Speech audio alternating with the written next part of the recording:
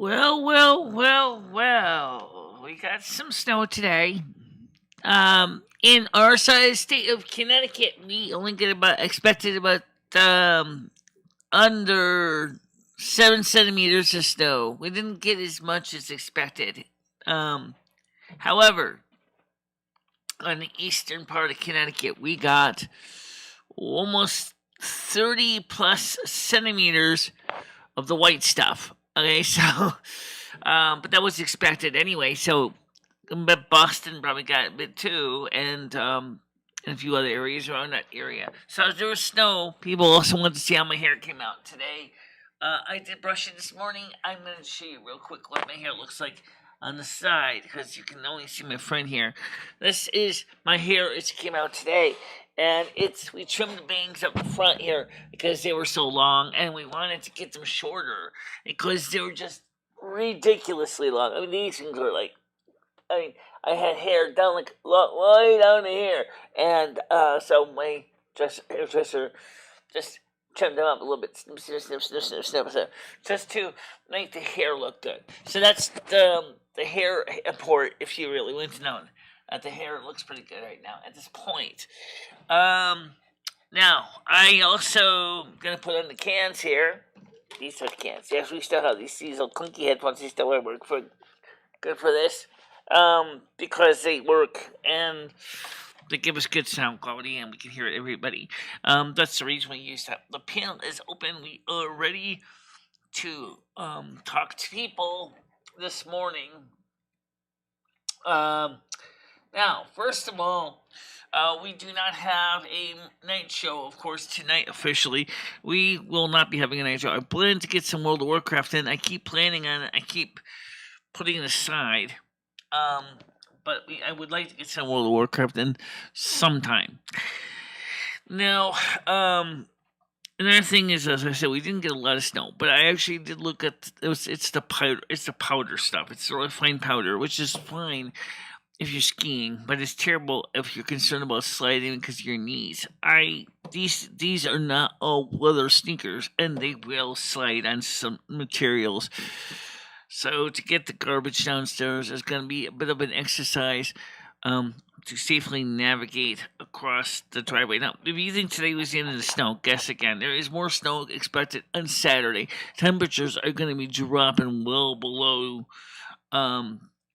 0 degrees Celsius. We're going to be expecting seeing temperatures in some parts of New England are going to easily below minus 21 degrees Celsius. That's not exactly a good day for anybody outside. So, as we look at the news, however, today, coming up soon, is the Supreme Court is going to be talking about the issue of, just in, the FDA has shortened the interval from Moderna COVID-19 vaccine booster. So, and Geico sending junk, traffic alert. I-95 is closed 2 spots because of jackknife tractor trailers. Watch Channel 3 updates and more on the app. Okay, yeah. Let's talk about the traffic on the roads real quick, guys. As I said, it's powder snow. It's gonna be the kind of stuff that basically is great for skiing, terrible for driving, and certainly terrible for people with bad knees. You're not gonna want to walk in that stuff without a proper support thing. Well, okay.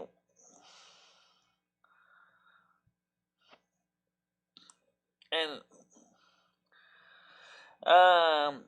Tidy, D-Line, Total Giving, YouTube retweeted. I'm just to see if there's anything. Okay, let's go to the current weather right now here in Winsted.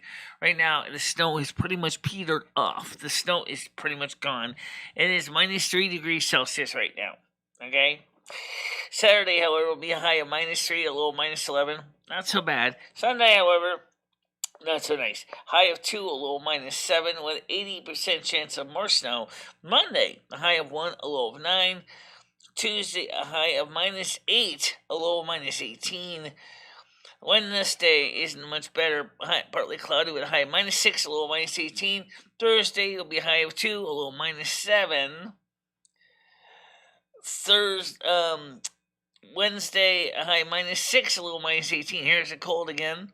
Thursday is a high of 2, -7. I think I said that already. Friday, it'll be a high of 2, a low -6. That's when me and Chris are supposed to take care of some chores. Then more snow on Saturday. Expect a 30% chance at this point. A high of -1, a low -7. And Sunday, 40% chance of snow again. A high -2, a low -6. So, if you get anything done this week, guys, if you dress warmly, please. It is going to be a little bit on the nippy side, okay? Just expect that as it's New England. It gets cold up here. And so people wonder why in the hell they call it New England, considering the fact that the only thing New England about it is the fact that it's very fickle and changes, and the temperatures are certainly a lot warmer in the UK. I haven't checked the temperatures in the UK right now, but I've got a feeling right now that they're probably doing a little bit better than us. Of course, the weather goes from west to east, so the warmth that we had is probably going towards the English countryside. Now, don't be surprised. Just be aware of that. Another snow day for us. Yeah, well, so Saturday you got more coming. Okay. But I do admit that I wasn't too enthusiastic about lugging a bag of garbage downstairs to the dumpster, because the driveway has not yet been plowed. So, yeah, so it's the garbage is sitting in the storage bin. I'm gonna bring it downstairs when it's time.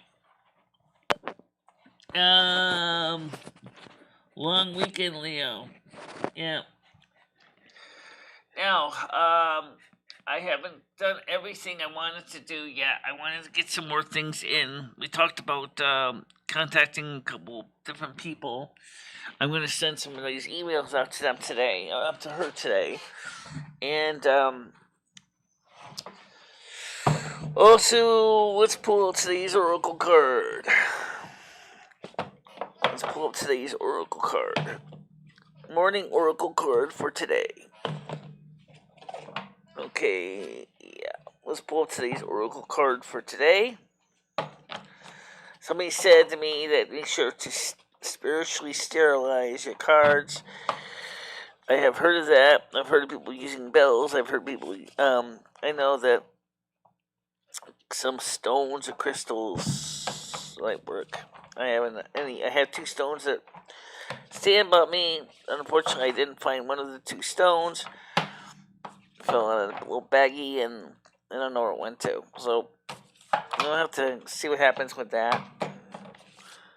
Okay, so for today's tarot readings, today's Oracle reading for today. I'm trying to shuffle these cards better, guys. I'm trying. Okay? Alright, so today's card reading is from Artemis. Independence and Empowerment. Now, Artemis, this is Artemis right here. The card is number 2. Independence and Empowerment. So, let's quickly pull up what that means. Independence and Empowerment.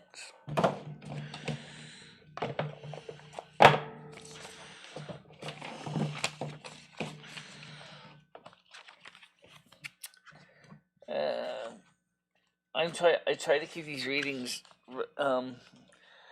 Do not be afraid of yourself. Be aware of your power. As a divine creature, you are sufficient and capable of doing anything you set your mind to. Be confident in yourself and find the courage to stand on your own 2 feet. This may be in reference to leaving your parents or a partner's home, being independent in business, and being emotionally independent. It is nice to have companionship and emotional support, but you don't need others to reach your goals and achieve your dreams. Have gratitude for the people that surround and believe in you. Most of all, know that you do not need a partner unless you want one. Alone is not the same as lonely. Now, I know what you're saying, but Michelle, we've had that one before. Oh, yeah, you know what? That's a good question. I mean, we did get that one before a couple times from Artemis. So the question is why does it keep coming up? I think the reason why sometimes the cards keep coming up in the oracle cards is because they're trying to reiterate an admission or statement that is important. French toast, too.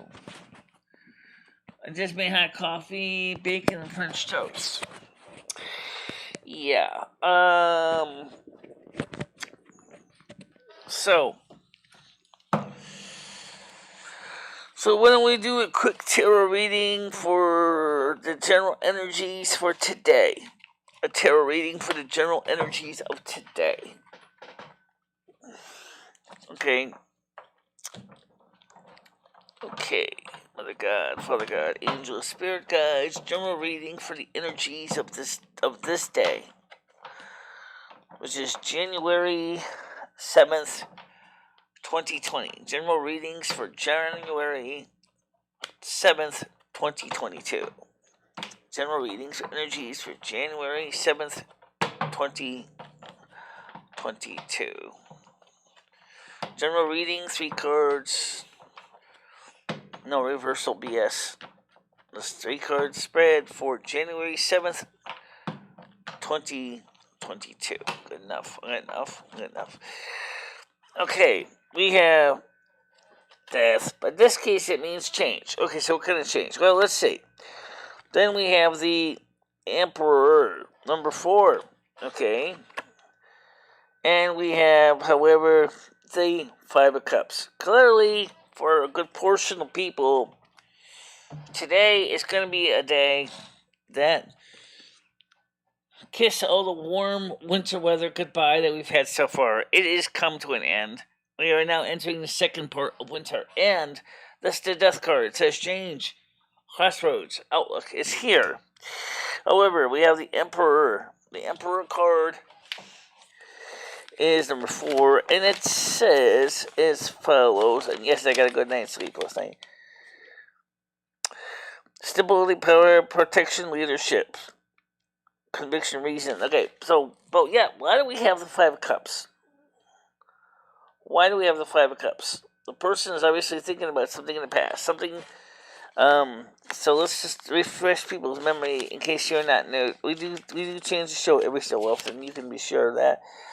The 5 of Cups is loss, grief, dissolution, man, regrets. Okay, what regrets for what, though? Now I guess we have to do a pull up before scope. Regrets for what? Come on.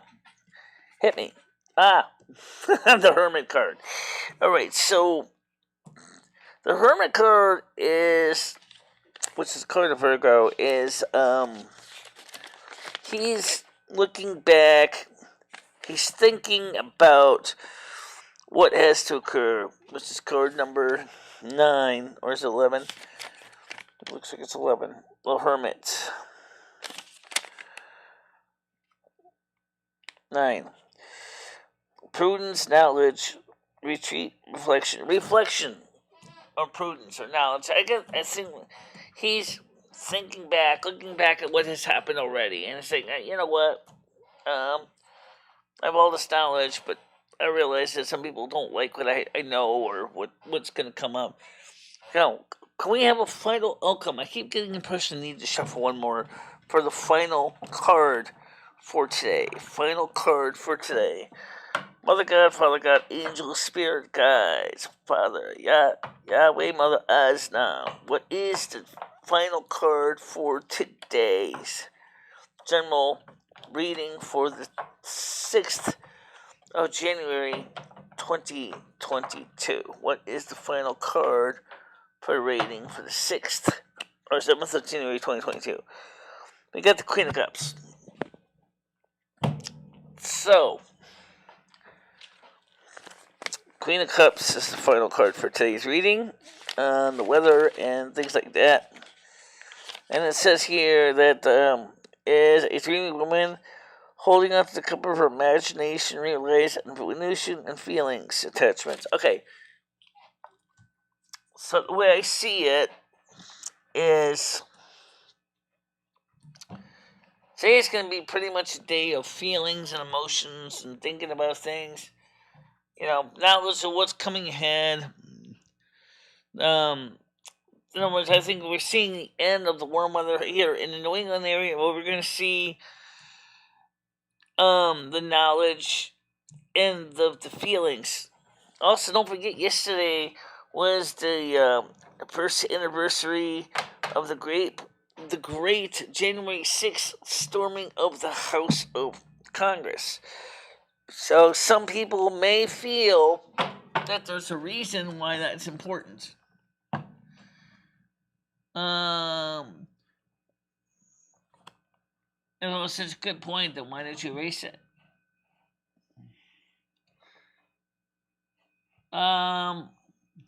Will there ever be a time when you'll do a show without those silly cards? Yeah, probably. But the cards do add to the dynamics of the show, which makes the show, a lot of people like the tarot readings. And so those people are going to be looking at the readings and going, there's a reason why they exist. There's a reason why tarot cards are being used. And, did you get your hair did? I did it yesterday. Yeah, I had it trimmed up yesterday. I showed it with the headphones in a second. Anyway, you can see. Let me switch the camera over so we can see it better. This is the hair as it is now, which was just a little trim up on the front, on the bangs. This is the side view. This is the side view. You can see that. Yeah, this is the side view of the hair. And let's see. Let's go back to the other screen here. So, looks good. Thank you. How you doing, Gianni? How you doing? How you doing? So we got about 7 to 8 centimeters of snow out there right now, and it stopped snowing, so it's not snowing right now. The rest of the day is going to be mostly cloudy, and we will, however, be aware that there will be more snow coming on Saturday.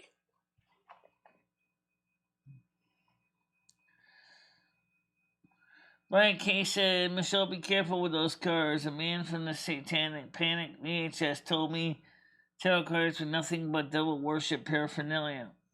I don't think so. It depends on how they're used.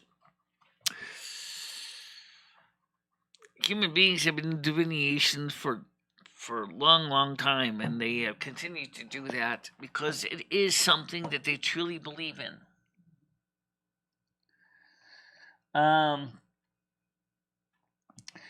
Anyway, the panel is open, guys. I don't know if you saw the link in the sticky, but it is open if you want to come on the panel. It is open today. A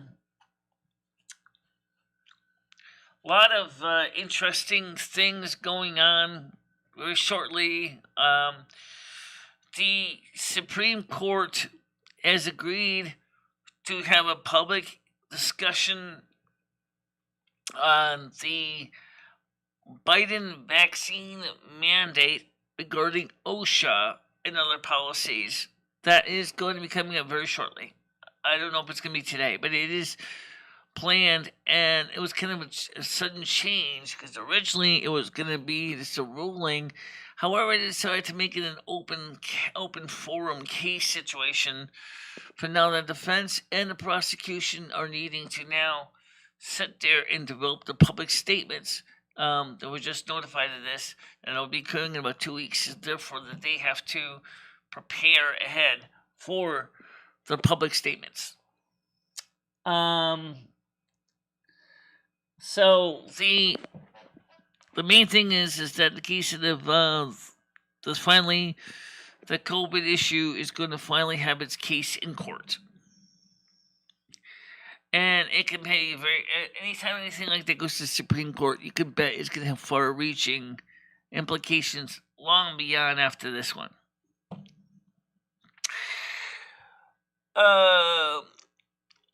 Dr. Fauci has been outed by not only by his own statements, but also to statements to Dr. Rand Paul in Congress So there's questions about if he's really the one who should be leading any kind of infectious disease study for the situation with the pandemic. Biden has been stealing COVID money and blowing it. Biden, speaking of that, I don't know if his son actually makes paintings out of excrement, but it's not impossible.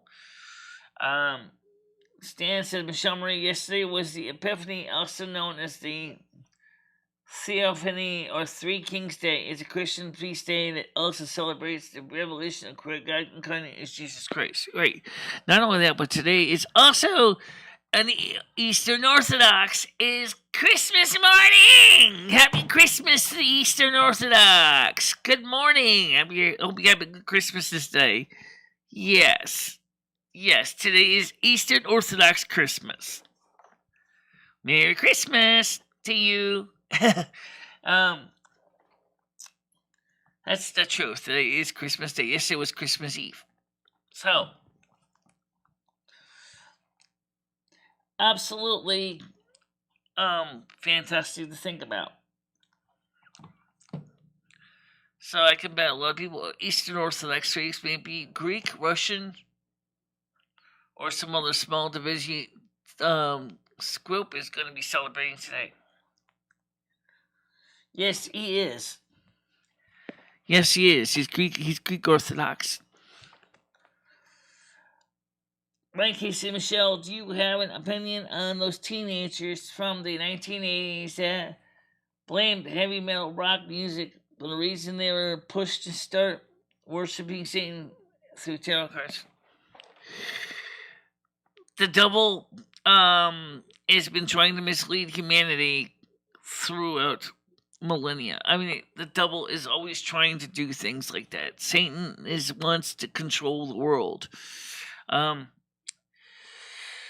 Remember, he knows that his time on earth is coming to an end. He knows that he's going to keep trying more aggressively to push people to his side of the fence. It's a war zone going on in heaven and on earth. And the devil is developing his army, and of course God and his angels are developing their own army. However, a lot of people are in the middle ground and they're not sure which side to pick. Other people are really rather want to be on the good side, but then that depends on your opinion who's the good side. Obviously, if you're well-to-do and you love money and you love cars and you love fancy houses, your good side may very well be worshipping. Let's get Leo in here. We got the good side may very well be by that of the dark one. If you believe in peace, love, and tranquility, your good side might be following Jesus Christ, which is, for many people, is seen as the better option. How you doing, Leo? Good morning. Yeah. So how much snow did you guys get? Huh? How much snow? Yeah. Altogether, we've probably got at least a foot so far. That's good. Nice foot of snow. That means you're going to probably get about an inch worth or 1.2 inches of rain out of that. That will help refer to aquifers, which will be good for you guys. Yeah, well, the snow it's kind of a dry snow, but what the problem is it's blowing. You know, it's kind of like blizzardy. Yeah. Blizzardy. Yeah, so I mean it's cold. I went out to clean my car off, which it wasn't hard to clean my car off because it was dry. But my hands, I don't know what I did with my gloves, but my hands were frozen. Oh yeah. Yeah, definitely. What do we think about the fourth stimulus check we might get? I haven't been keeping up with the fourth stimulus check. I don't know what the latest talk is on that. Because right now they just got back right after New Year's, and instead of working in a bipartisan legislation, they're trying to do everything as partisan legislation. However, more and more, I think the Democrats are going to have to force to concede that they're going to have to work with the Republicans on this, because Manchin is not necessarily going to keep supporting their leftist agenda. But we'll see what happens, because I haven't kept up with the stimulus check thing. I don't know what the story is. I've heard numbers thrown around. $2,000 a month, which originally was Kamala Harris was suggested when she was a senator. That has aired. It's ugly. It's, again, people keep reminding her about that tweet. Right now, people are frustrated with the whole situation of Congress not doing anything as a team, working in a bipartisan legislation.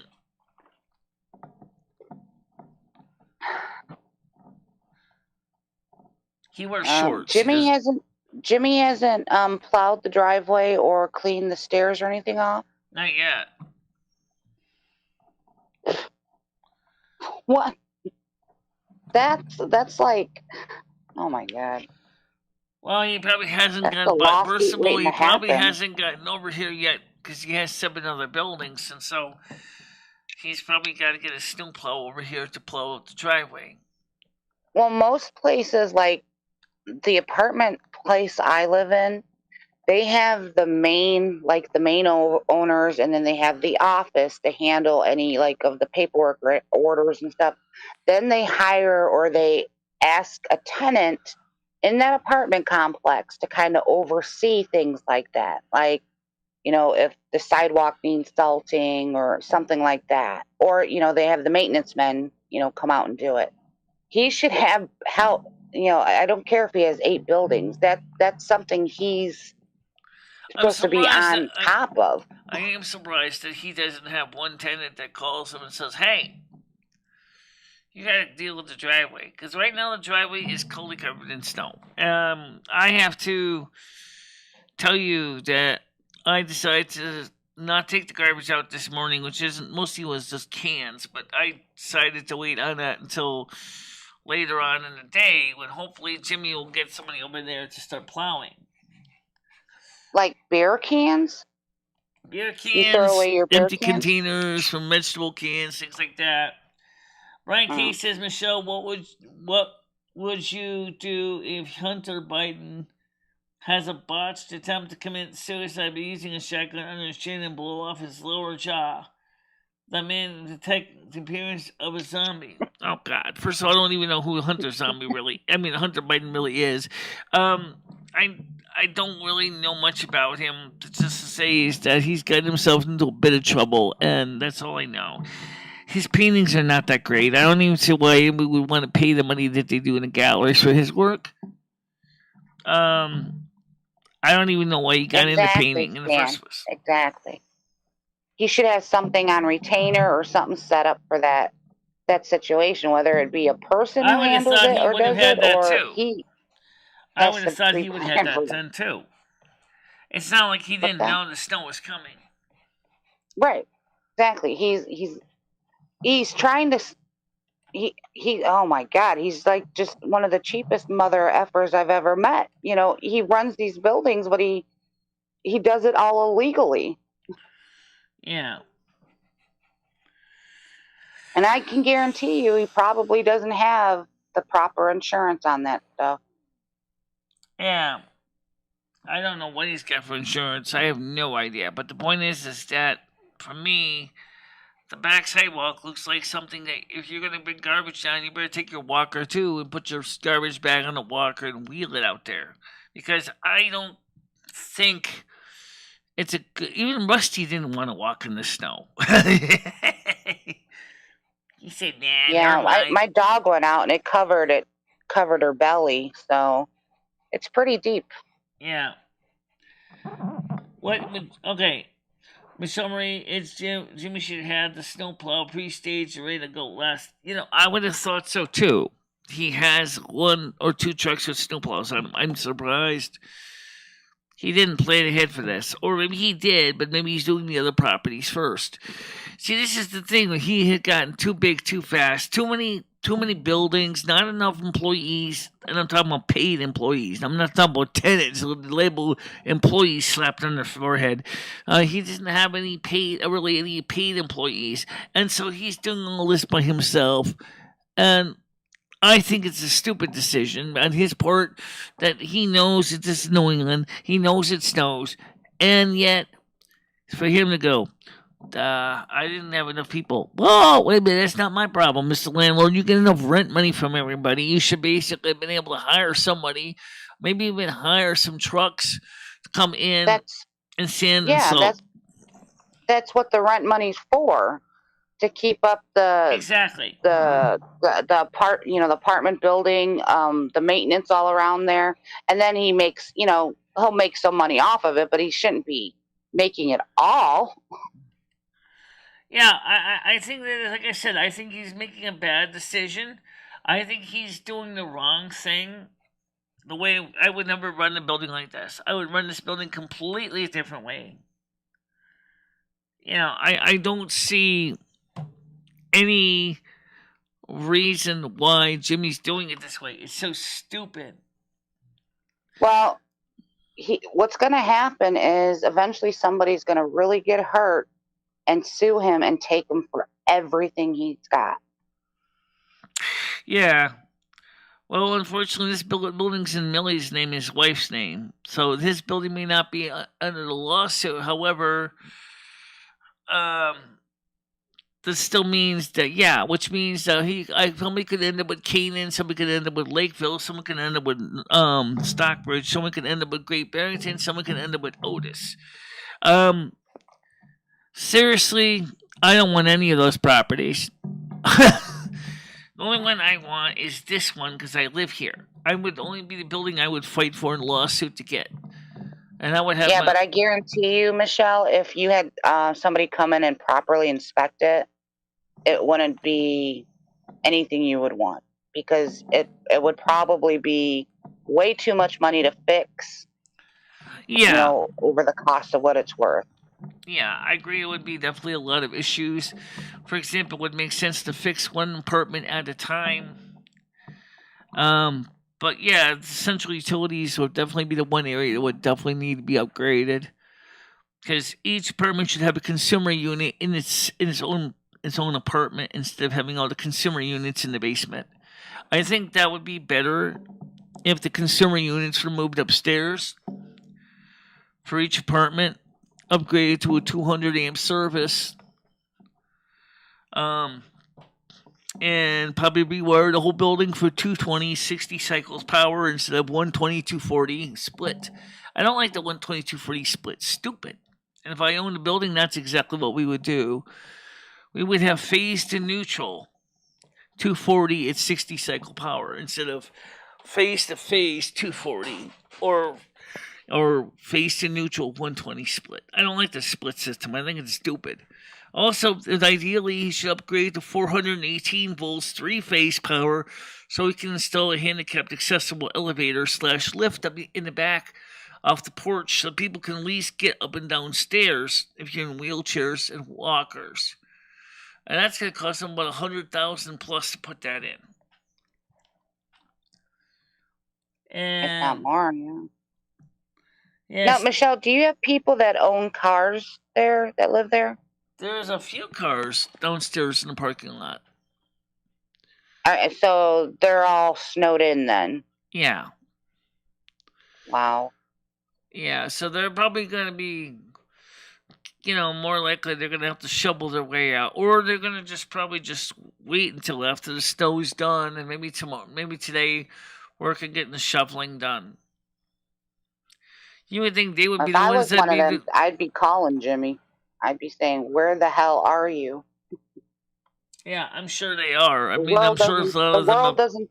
Yeah, the world doesn't stop for I have snow days because my kid is in school. That stops, but work doesn't stop for most people. Well, let's see what Stan says. Stan says, Leo, building owner of their LLC or whatever they set up is and wife of Jimmy individually would be sued to death by competent attorneys. Yeah, I think so. Mm-hmm. I agree with you. I think that Jimmy is why he wanted to set up an LLC But that doesn't like really give them excuses not to do nothing. I don't know. He's working with Ellen Cohen, which is his attorney. If anybody knows anything about Stan CT, you probably know more about the name Cohen from, I believe, it's Bristol. Do you know anything about Ellen Cohen? Ellen Cohen. I believe it's Ellen Cohen. Cohen. I don't. Cohen. Cohen. That's his attorney.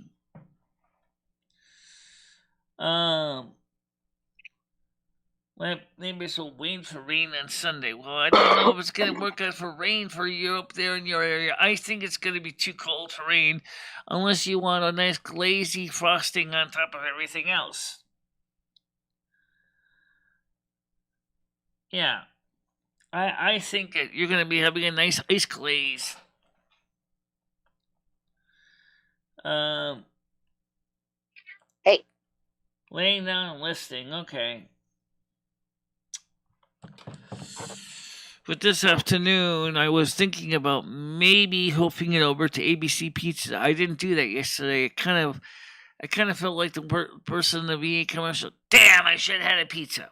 Well, maybe I might just do it today. I mean, it's not going to be really busy in there, I don't think, at lunchtime anyway.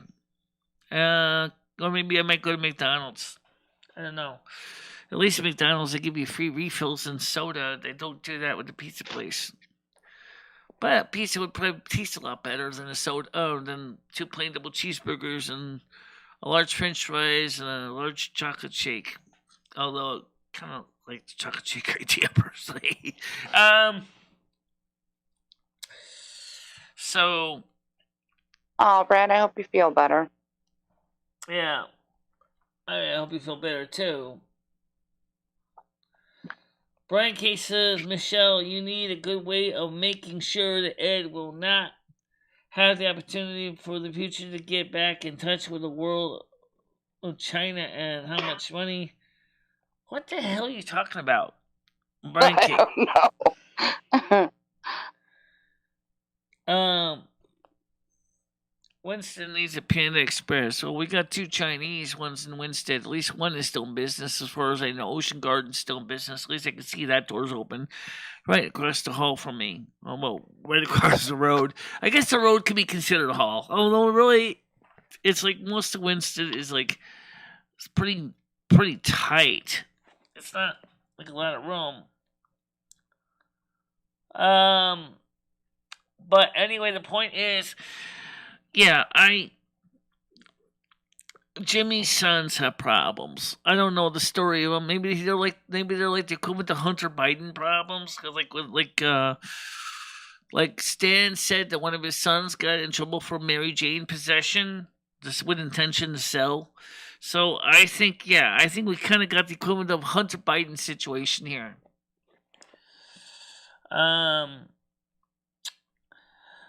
Skunk Ape, I've been dipping into our chocolate kisses jar, and it's making my morning poo long and solid.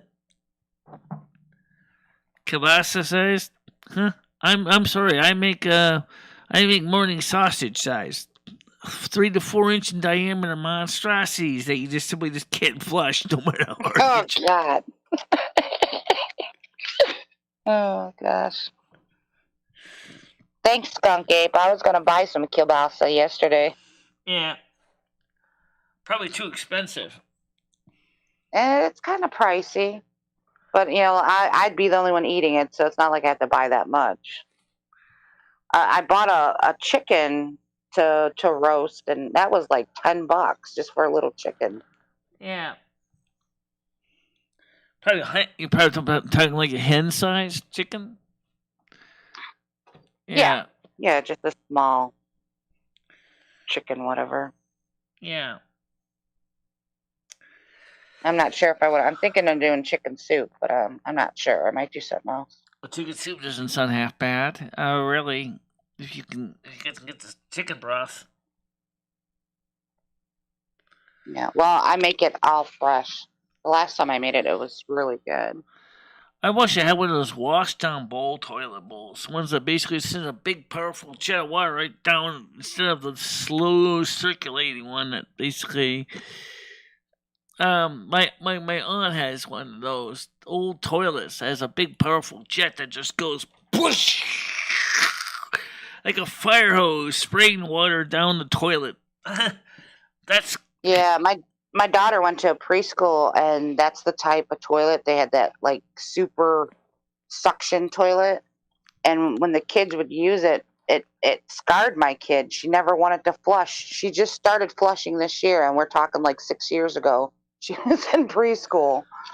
I was totally fascinated looking at my aunt's toilet, which used to be my grandfather's. It's like, holy cow! How many pounds per square inch of pressure is that jet shooting out? You know, like I watched the thing and go, it's like fire hosing right down the drain. Oh, that was Stan, not Skunk. Stan. Poo first, then take shower. Yeah. Oh, some of the conversations, guys. Yeah. Yeah, well, I mean, our toilets get this wimpy circulatory flush. It's like, you kidding me? I mean, you only got a 3-inch pipe on the sucker. If you make a poop that's as big as a breakfast sausage, you ain't gonna get down with that little wimpy thing. I need a water jet. Oh my gosh. I remember the one time when I was still married, my ex came out of I don't know where I'm assuming he came out of the bathroom, and he's like, come look at this. Come look at this. I'm like, what? I put down whatever I was doing, and he brought me in to show me that the waste he deposited in the toilet, for lack of better words, was wrapped around the toilet bowl like twice. It was so gross. I'm like, how in the world was that inside you? Yeah. A poo anaconda. Yeah. Yep, that's when you have to go in there with a little equivalent to a nice little chopper and yeah. Oh God, just thinking about it makes me sick. It was so gross, but it was amazing at the same time. How did you get all that out of your butt? I don't know.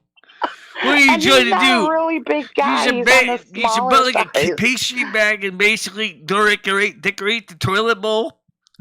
I guarantee he was 5 pounds lighter after that one.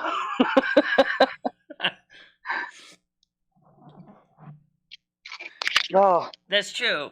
It is still good for the feet. Yeah. The thing is that for me, I saw another show on Discovery. I forgot what it was called, Discovery World or something, involving an animated character and talking about sewage treatment systems. And did you know that, well, in the United States and most of Western Europe, the gold standard is the flush toilet. Obviously, it turns out that the flush toilet has one big problem. You end up flushing at least 6 liters of water down every time you flush the damn thing. And they can't make any toilets any less water using, because then it gets into the sewer pipe and it just stagnates and sits there. If you... In other parts of the world, the flush toilet is not necessarily economically feasible, so they still use latrines and outhouses, because it's not only do you got to put the poop somewhere, right? So you got to sewage treat it, and then of course, what do you do with all the water left over? So some cities are investing in water recycling. A lot of people are not aware that it costs money. So, absolutely, you can see it on my 2022 playlist. I thought it was an interesting, simple, non-gross way at looking at the issue. I do think that we have to, as the Western civilizations, need to find a better way to do waste management. I just don't see how we can continue to say, just basically flush it down with lower and less water. People, of course, poop different amounts. Some people poop very little. Some people poop, as we said, where it goes around the bowl twice. You got people that different amounts of waste, and yet you're still saying only use 6 liters of water. I don't see how that's going to be feasible for everybody. For some people, you're better enough just use just use an outhouse and just be done with the sucker. Yes, I mean, at least you don't have to worry about your outhouse clogging. Although you do have to backfill it every few months and then move it over to a new spot because of the waste composts. But it's in some ways it's a much more effective system in some areas of the world. Now, I may know the answer to this question, but why does Australia, when their toilets flush, why do they flush opposite direction? It's because of it's because of the Earth's rotation. Okay, yeah, because of where they're underneath us, right? There's also the same effect that applies to their storm systems, because their storm systems come up from the south and they spin counterclockwise. Okay. Because of the Coriolis effect of the Earth. Wonder what happened if the Earth didn't spin. Yeah. That's a great question, Loom. I would think in that case there would be no rotation at all in the clouds. It would just basically just go whatever way they want. Might confuse the living bejesus out of the weather guys. They always right. Brian says this poop topic is a very crappy topic. Yeah. People in India bend over wherever they are in the street and drop a pound. The Indian government has an education program called Poo in the Loo to teach them to use a crapper. Well, the thing is you got to remember that one thing about India, it's a poor country. Okay, so to use a toilet, I mean, there's all kinds of different kinds of toilet systems. I mean, the flush ones are the most popular, but outhouses and latrines are still a thing. People got to remember that India is a country of poor people. They don't have money for fancy sanitation systems like we have in the West. Really, they don't. And of course, in places like arid countries or deserts, you don't even have enough water to keep flushing 6 liters of water at a time down the toilet. Is absolutely expensive in countries that are in droughts or in countries where they're in deserts, such as like Saudi Arabia, which depends on desalination. That just adds to the expense of. Now, I understand that they don't have working plumbing or whatever in India because they're very poor, but it would be common sense, right? I mean, there's educated people over there that human waste contains bacteria that you don't want spread everywhere. Right, that's true. So do they pick it up? Do they have designated areas, or do they actually just crap wherever they want?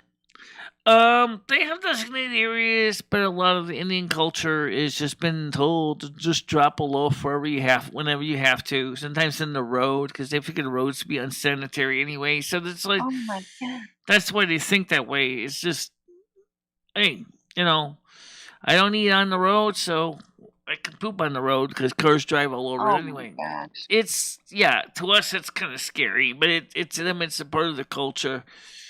I remember India is actually one of the earliest civilized countries, so you could visualize a lot of old school teaching. But they do have, in communities they have pet toilets, they have latrines, they do have that. But flush toilets is this commodity that India just doesn't have enough money to invest in. Brian K. India has nothing more than the land where the trash goes for a vacation. The culture is based on the disgusting flies covering their meat market and straight swarms of insects. It's part of their culture, Brian. I don't agree it's good for them. But they must be doing something right when you see the population of India is so high that they're obviously doing something right. But unfortunately, as we found out with Delta variant, it doesn't take much to possibly knock them down quite a few pegs. I mean, they're struggling. They're struggling. They really are a third world country because they don't have the modern systems that we have today here in the U.S. Now, does Africa have flushing toilets? Yes, Africa does. I already have an outhouse anyway in the more isolated areas. I don't see why Africa doesn't. But Brian K, that would be more Europe, your backwoods. What's the story with sanitation in Africa as far as waste management? That's not true. Toilets flush whichever way the jets are pointing. Chris was coming in to tell us all we're wrong. No, but if you don't have any jets pointing anywhere, or if the jets are equal pressure going down, the water's going to circulate in the direction of the Coriolis effect. Counterclockwise for the southern hemisphere, clockwise for the northern hemisphere. David Clee said, I remember seeing Indiana Jones when the Indian guy was swinging that sword around and Indiana Jones shoots him. What does that have to do with our topic? I think he was just talking about it's just something that triggered that memory. Yeah. I love those movies. I had the biggest crush on Harrison Ford growing up. Yeah. Because of those movies. That's like Indiana Jones. I didn't see all of them. I saw the first one. The effect is called the Coriolis effect. Coriolis. It's the same effect that affects clouds in the atmosphere as well as regular water, draining somewhere. Shh.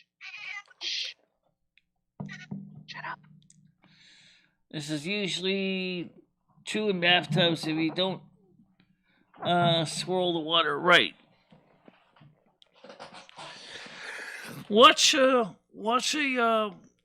Just watch the water draining from the kitchen sink. You can see the effect. You can see the Coriolis effect. Oh, I remember that, Stan.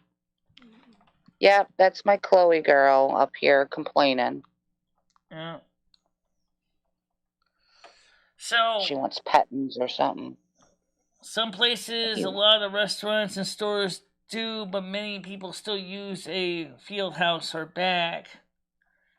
But some of the nice areas do have plumb toilets. Okay, so it's kind of a mixed bag over there. No pun intended.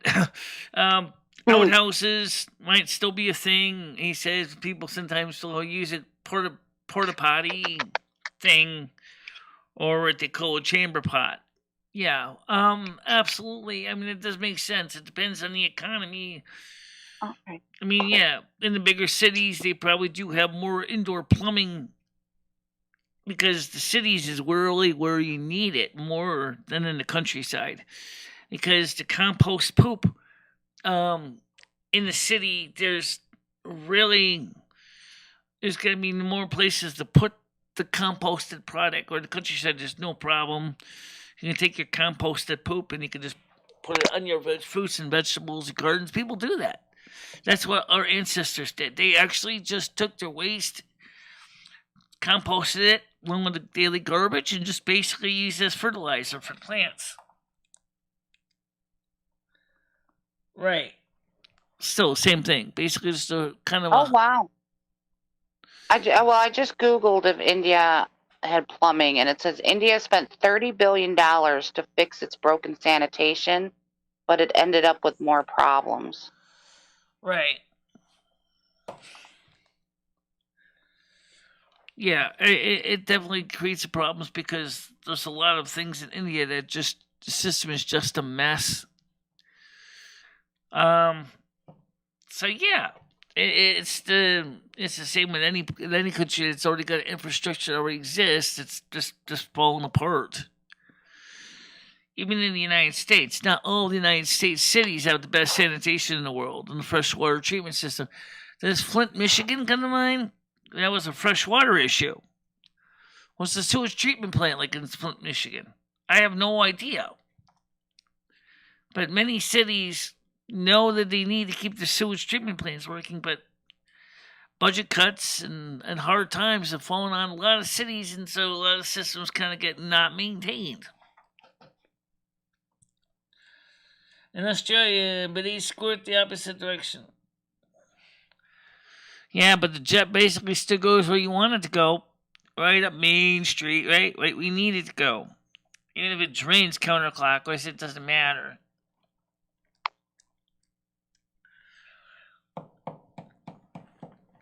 So it's an interesting topic. Yeah, it is a bit. It makes you, yeah, I think we take things like a toilet for granted. Remember, the toilet was designed in 1880. It hasn't changed much since then. However, it certainly has changed our life in the Western European countries. I mean, it's certainly made going to the bathroom more enjoyable, if that's even a thing, right? I mean, outhouses can smell pretty nasty after a while, I'm not going to lie. But it depends, it depends on the I outhouse. hated using the outhouse. Like if I went to like a fair, a county fair, or something like that. Ugh. Right. Disgusting. That's extreme. That's extreme stink. But I'm talking about an individual home outhouse. It may not be so bad, but if you, depending on the design, it can be just a little bit of annoyance to a major PU. Because remember, it's basically based on composting. I mean, if it's a pit outhouse, it's just get a hole dug in the earth and all that piles into the hole, just like a landfill for poo, and that's exactly what it is. And all the pee has been absorbed into the ground, and as the poo dries out, it's still gonna stink a bit, but then as it dries out, it smells less. But you can imagine, like you said, a country fair or a major place like that, even the porta potties after a while start really stinking bad. I mean, because you got hundreds of people using them. So now, unfortunately, that's one of the reasons why people get bad idea what an outhouse smells like. I've been in a few outhouses that didn't smell that bad, but they weren't big, huge outhouse users either. I mean, like one was at the campground. They had a concrete vault toilet, which they made sure to put in lots of treatment to make sure that the waste breaks down and stuff like that. And I didn't have a problem. And I was afraid of losing my flashlight down there more than anything. But I've been in one outhouse in a place called Brown's Corner in New Hartford, and there was a big vault type pit privy, and it stunk to high hell. I mean, you could not believe how bad that place smelled. Oh my god, that was the worst smelling outhouse I've ever been in.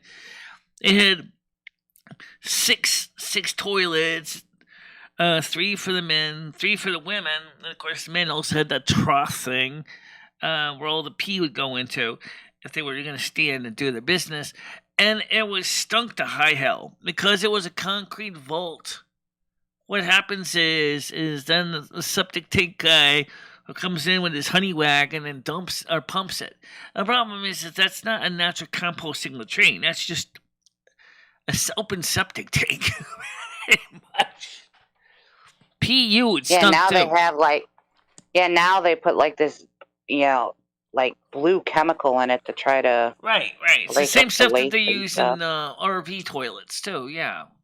Mm-hmm. To help break down the waste. It's an enzyme, and it does its job, but it's not going to work too good for get 100, 200, 300 people using it in a single day. That's not going to happen. I mean, no, that's just more waste than even the enzymes can break down. It's just expected. It's just going to stink. But the typical home outhouse. How many times think about how many times you go into the bathroom a day? What is the most common product you do? Pee, right? Pee is the most common. Poo is certainly an important part of it too. But the average person is not gonna. By the time you're done with your business for the day, overnights the microbes, the dung beetles, and the other animals come in there and they break it up, and then it's just turned into something that's it's still organic, but it's not as toxic. That's one of the reasons why I think outhouses in certain environments can still be a very viable alternative for composting. You would think that with this day and age, when they have porta potties, because they can, I've seen porta potties that have like running water run to them, That why Yeah. couldn't they set up the porta potties and have some type of tubing that goes to a tank so people could flush it, you know? Well, I've seen something that was on a more permanent basis at one fairground where they were using RV toilets in the building, so it still had a holding tank underneath, but it was a flush toilet. So you would just flush, and just like the RV, the valve opens to the tank, and the water goes right down into the tank and below, and then the septic truck comes by and pumps it out every so often. Um, but that's not really a very common thing. But because the problem is when you got the water issue. At least these were using very low flow marine type toilets, so the water issue wasn't that bad. But the other thing is that is the issue of pipes can freeze. If you think about this in cold environments like in Alaska, most people Oh. don't even have the option of making sure the pipes don't freeze. This again is where the outhouse still reigns supreme because of that reason. The environment is too cold to run running water to the toilet. Because even if you flush the toilet, what's going to happen is your septic tank is going to freeze, and then you're going to be basically of Shit's Creek, literally without a paddle because everything's frozen over. So, in that case, it's just easier to have an outhouse over, a hole in the ground where the dirt is, and then maybe every few months you just go ahead and maybe slide the outhouse over to a new hole, fill in the old hole, and then dig a new hole. So most outhouses locations actually have two places that they move the outhouse every 6 months, depending on how much is used. So for a home outhouse, they might just dig it down maybe about 4 or 5 feet, but for a commercial one, they might go down as 10 feet. Just to deal with the waste, because waste is the biggest part of the whole situation. And so let's see, Michelle. Some pump has been added for more. Okay, let's see. My aunt went to Portugal in the 1930s and 40s. She said that the toilet was a hole in the board, and when she looked down the hole, a pig was looking up at her. I've heard stories of that too. Even in India with squatty potties, which is squat toilets. I've heard of that. In China, the squat toilet, one woman described it as a river runs through it, a commercial bathroom. You don't even really think about it, but the squat toilet is probably the simplest design of all. You squat down. There's this hole that your waist goes into, and there's like in the case of India, I had a chance to see the system. In China, it was working with the water was running underneath the toilet and recirculating into a central drain. Ew. Let's put it that way. I would hate to be the poor guy at the drain's end, having to see all the waste coming at you. But then you're not looking down at it; you're just making your own deposit. So, I think it's interesting the way some countries have dealt with the waste management thing, but I think that there's no way we can say that the flush toilet is necessarily a good option for everybody. Because in countries that, for example, have to desalinate water, that is going to cost them money. Just desalination is expensive. There's no reason why you couldn't use seawater to flush a toilet. In those cases, that would mean, though, those cities you would have running two pipes to each home, one with the fresh drinking water, the other one with the seawater. Let's see. It says Stan says, "If I'll film you using a medieval toilet." Robin Hood's Fair and Harwinton Fair. I don't have a beer winch outfit. And Harwinton, by the way, does have flush toilets. Johnny says, my father used to poo in the prickly pear patches growing up in post-World War II Sicily. Okay.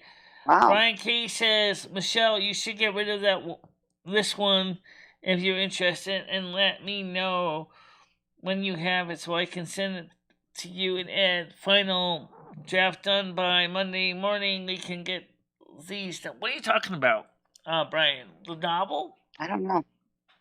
I can normally keep up with what he's talking about, but I'm lost this morning about him. Okay. I don't really understand what it is with these spammers, though. I know, but I'm getting them. Let's see. The point is that, like I said, I know for most people it's an uncomfortable topic, but sometimes you have to talk about the uncomfortable. Well, I mean, it's life. It's life. It's part of life, right? Yeah. You eat, it's got to go somewhere, right? It's just like, everybody farts, but people don't like to talk about it. Right.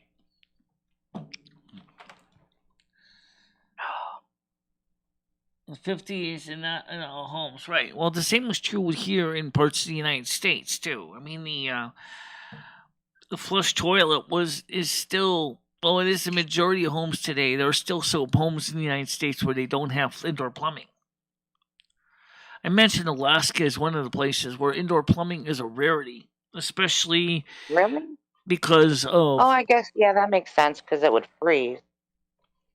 Yeah, it would freeze, exactly. And also the thing is how are you going to get water pipes to the home? I mean, some homes have a water holding tank for fresh water, but that's just it. You got a couple 100 gallons of fresh water. If you're flushing a gallon and a half or 6 liters down the loo every time you flush, you can easily go through 100 gallons of water a day. Never mind. That's the average water usage in America home. Is 100 gallons of water a day. Most of it's just washing your poop down the drain. Believe it or not. Mm-hmm. So what happens? A lot of people. Not that I'm interested in continuing this subject, but I am a little curious. When your septic tank and everything gets pumped, those trucks come in, and then they take that to the sanitation, whatever. Do they put it in a place and then pour a chemical on it, or what happens to all our waste? You know what Wisconsin does? They just bring it to a leachage field and basically open the valve with a truck and just pour it out onto the leachage field. So it's just dirt field full of poop. That's it. And then it dries out in the sun. On it? That's all they do. And then it just dries out in the sun. It's that simple. It's like why you have to go through the middleman of having a septic tank? God, yeah, I wouldn't want to live anywhere near there. Well, yeah. You thought the outhouses in county fairs were bad. Yeah. Well, I know when I used to drive back and forth to Illinois, septic tanks. I would have to go through Indiana, and Gary, Indiana. I believe it was Gary, Indiana. It always stunk. It was horrible smelling. Yeah. So I wonder if they do something similar there. Yeah. Well, it may be because Gary's also is an industrial city too. So nah, it didn't smell like industrial stuff. It smelled like shit. It was awful. Well, maybe they do have problems with their systems too. Yeah. Well, like I said, a lot of cities do, and they don't always have the money to fix it. It's not a glamorous project to talk about today. We'll upgrade our sanitation wastewater plant to the 22nd century. Whoopee! Yeah, you want it. I mean, especially when you realize how much money it probably costs to actually upgrade and run those wastewater treatment plants. It just really boggles the mind. I mean, look how long it took before the city of Boston no longer was dumping their waste in the Charles River untreated. I mean, you think that's a major city. All the sewage would just go straight from the toilet right into the Charles River. Yuck. And some cities still do that. Because it's cheap. Out of sight, out of mind. Oh, I'm sorry. You gotta smell it, though, all the way in the Pacific Ocean. Yeah. But that's why I wonder if the plastic garbage patch out in the Pacific was done because all the people were flushing the maxi or the tampon applicators down the drain along with everything else. Yeah. Yeah, That was dog that's farts, still an issue. cat farts, people farts, especially meat eaters. Pu, they stink. All right.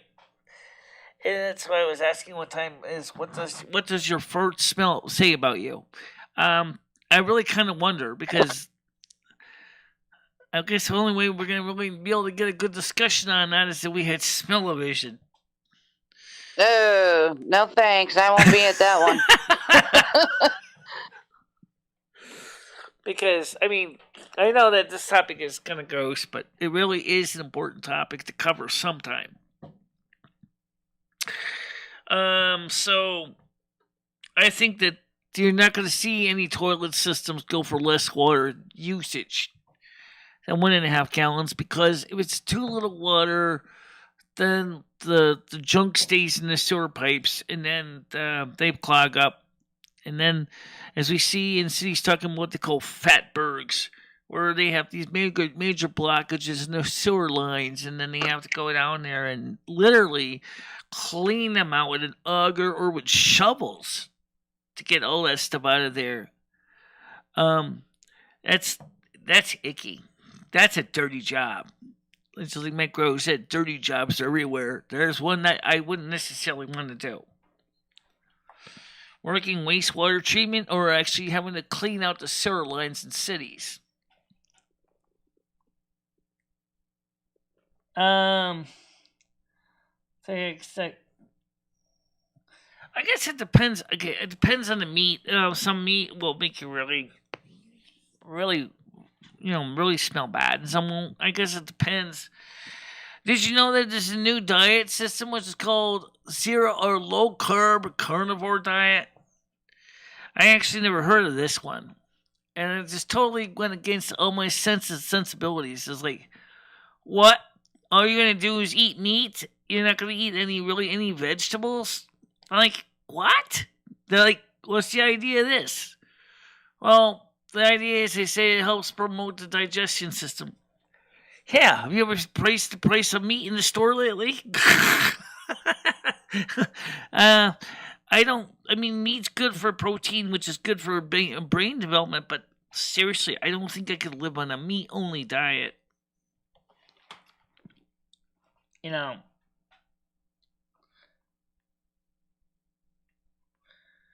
Well, you know what, Skunky? Maybe we don't, but I'm sure humans smell other parts about other parts of human bodies. I'm sure that Biden likes a certain type of smell in his kids, right? You smell like dough. Like you eat a lot of bread. Oh, you smell like onions. I don't like you.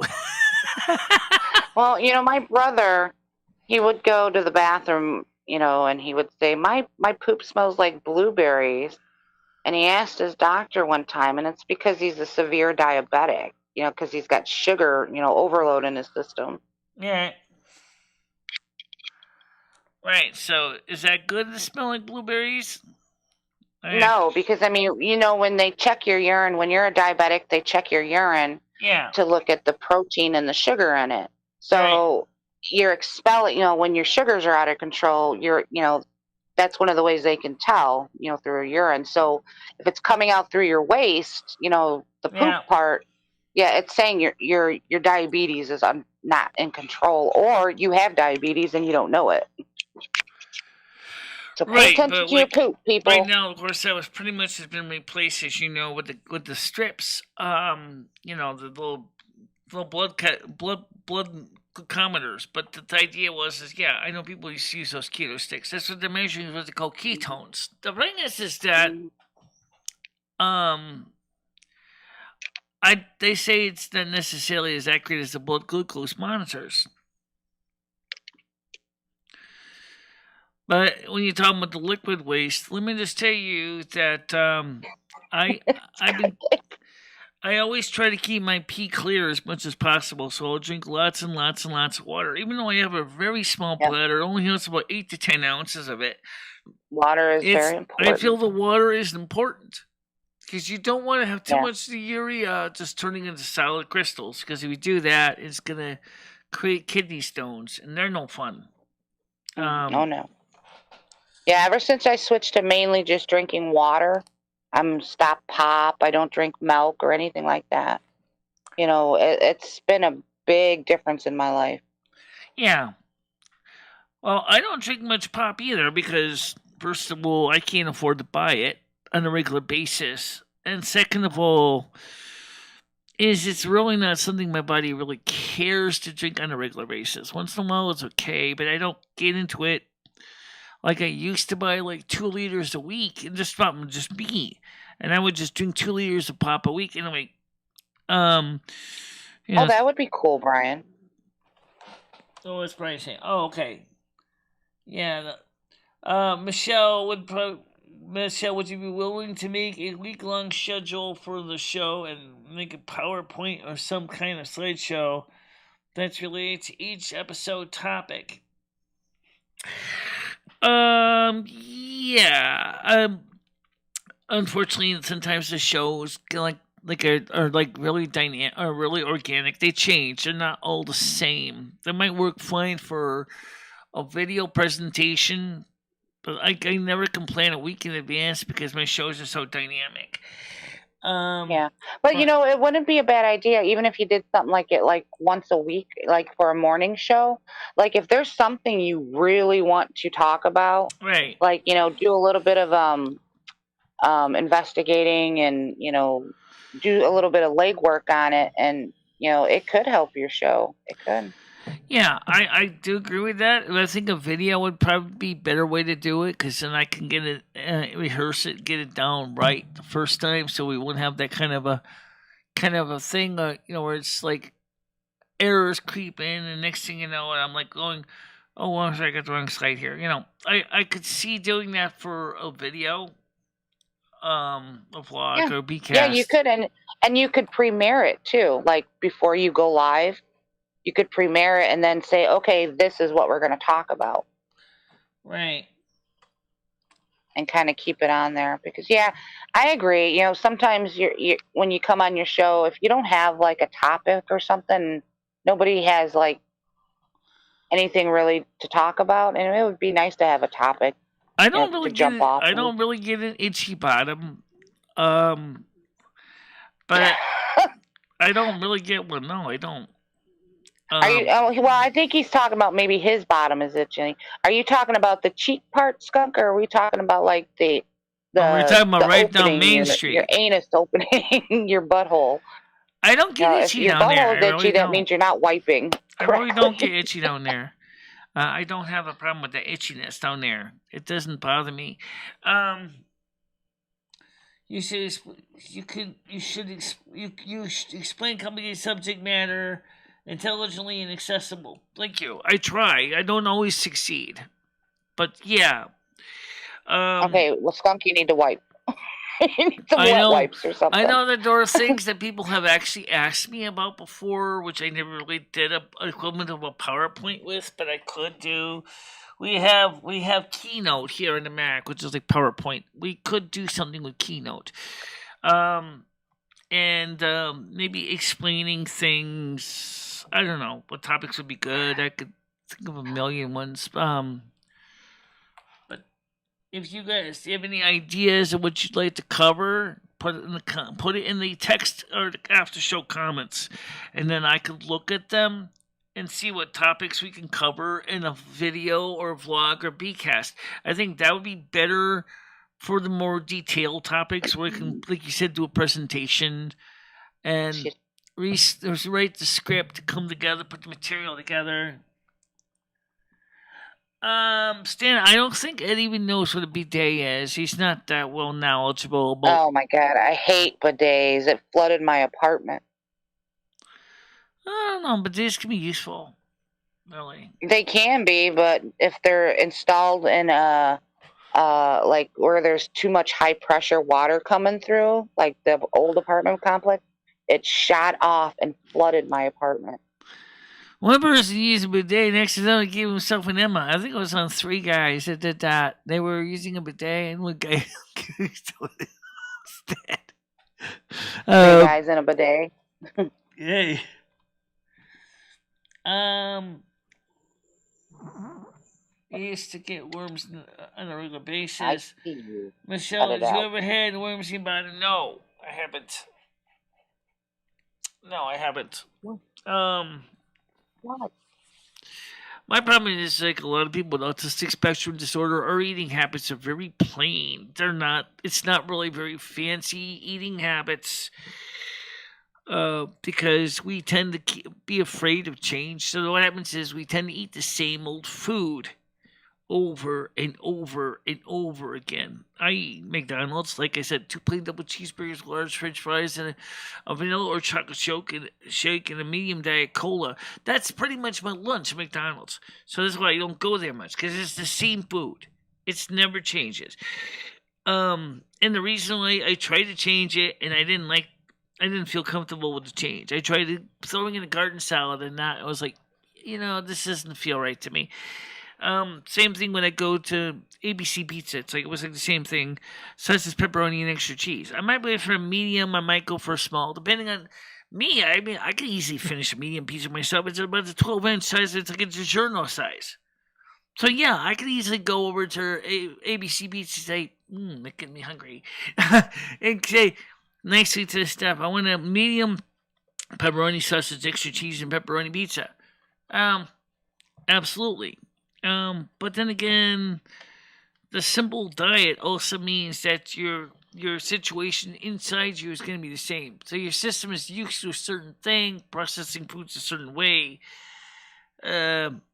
which means that you put new foods in you, and all of a sudden your system it's totally confused. Really. What kind of name is Borja? I don't know. That's a good name. That's interesting. What about the name of these spammers? Barja. Actually, it's not the letters they're using. They're using Baka. Bak with the R. Baka. Barja. Eastern European, it is. Pepperoni, pineapple, and jalapeno pizza is the best pizza toppings. I would leave off the jalapeno and pineapple. I don't like pineapple on pizza. I tried it. I didn't like it at all. My system did not forgive me after that. Jalapenos, no. I tried a jalapeno, piece of jalapeno. That was spicy. And who eats those ghost peppers, by the way? Those ghost peppers are some of the strongest peppers artificially created. They're called the ghost pepper, or also the Grim Reaper pepper. There are people who eat those things. I wonder how their body reacts to that amount of capsaicin. I mean, it must be like, God. Siberian Northern Chinese hybrid, I think. Maybe. Well, Brian K. saying something in Cyrillic right now. I'm not sure what he's saying. I don't have the Google Translate tool installed right now. Does anybody know what that says in English?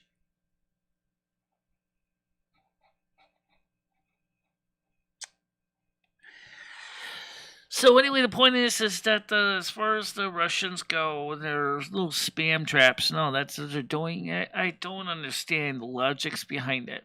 I know I don't get it. I kind of get it when people grep it and on Google. That supposedly it pikes the curiosity of the Google search routine, but I don't really know if it really explains anything of what it does. I mean, I'm wondering what some of those lines actually go to.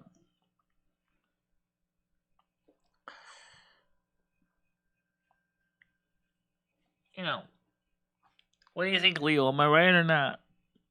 Hold on, Michelle. I'm answering a text. I'll be right back. Okay. Okay. All right. So anyway, tomorrow is going to be partly cloudy. However, Sunday there's more snow expected, and I'm sorry, Saturday. No, Sunday. Sunday is yeah. Okay, so Sunday is gonna be more snow. So it's just the nature of the thing with the weather. Sidney Potter, Oscar-winning actor and Hollywood's first black movie star, has died. Okay, so Sidney Potter has died. No, Poitier. Sorry, not Potter. Poitier has died. All right, whoever he is.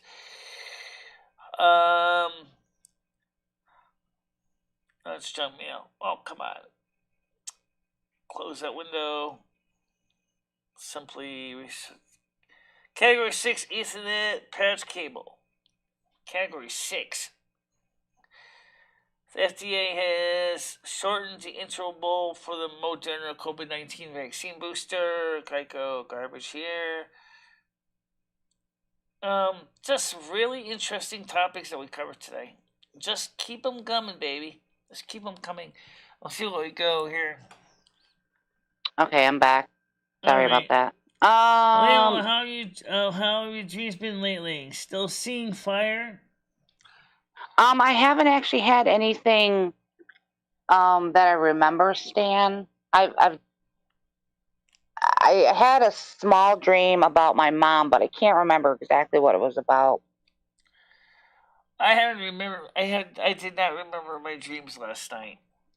But I didn't have anything that really stood out as bad or anything. But at least last night I slept pretty good. So That's good. Like I told Ed, I said the humidifier. Also, he watched a video on sleep apnea, which I want to explain this to people. Sleep apnea is caused by obstruction in the airway, possibly by the sinuses, the rear sinuses or something. No, it's what it is, Michelle. Is your tongue like closes off your throat. The muscles in your throat don't work properly when you sleep.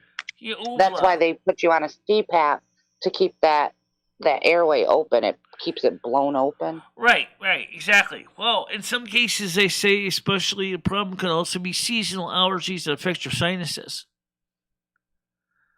For sleep apnea? Yeah. And it doesn't matter if I guess it could be possible if anything's obstructing there.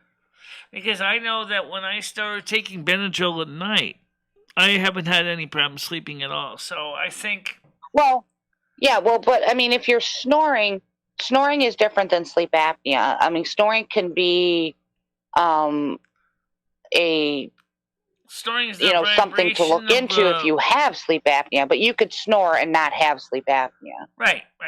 And they also said that people who do get sleep apnea, it doesn't matter, and this is from a medical doctor talking about this, it doesn't necessarily mean if you're skinny or fat either. It definitely is an obstruction. But, also the way you sleep is also going to affect your sleep apnea too, if you got sleep apnea. Because certain sleeping patterns are bad for it. Mm-hmm. And certain... Because, like I said about the uvula on the back of your throat, the fleshy blob, if it inflames, it's going to, possibly... Because I know sometimes it gets so bad for me that it used to be my uvula would almost be hanging in my throat. Like, I'd almost be able to grab it with my tongue. And I haven't had that problem lately. But still, when I started turning on the humidifier, it helped a lot to keep that from happening. In addition to... As I said, the Benadryl also helps too. But what he said about the sinuses, I kind of agree with him on. Your sinuses get all stuffed up, clogged up. That's also going to mess up things too. Yeah, it could probably... I don't remember. I used to be on a CPAP. Skunk's on a CPAP. I had sleep apnea, but then I had a surgery done that corrected it because I had... it was like a major internal, like, throat and nose type surgery. They removed a lot of tissue and stuff. Yeah. So it helped, clear up that problem for me. Right. Hopefully, yeah, I might have it again. Who knows? So, like I said, in my case, as long as the humidifier is running and as long as I take my Benadryl, I don't have a problem sleeping. Really. But I cannot sleep in a dry room because if I do, it feels. I get up and I feel like I've basically been uh, not hydrated. My throat is dry as the Sahara Desert, and then it's like, ugh. So I find that the humidity and the Benadryl work together. One, to prevent the snoring, and two, my throat doesn't get dried out.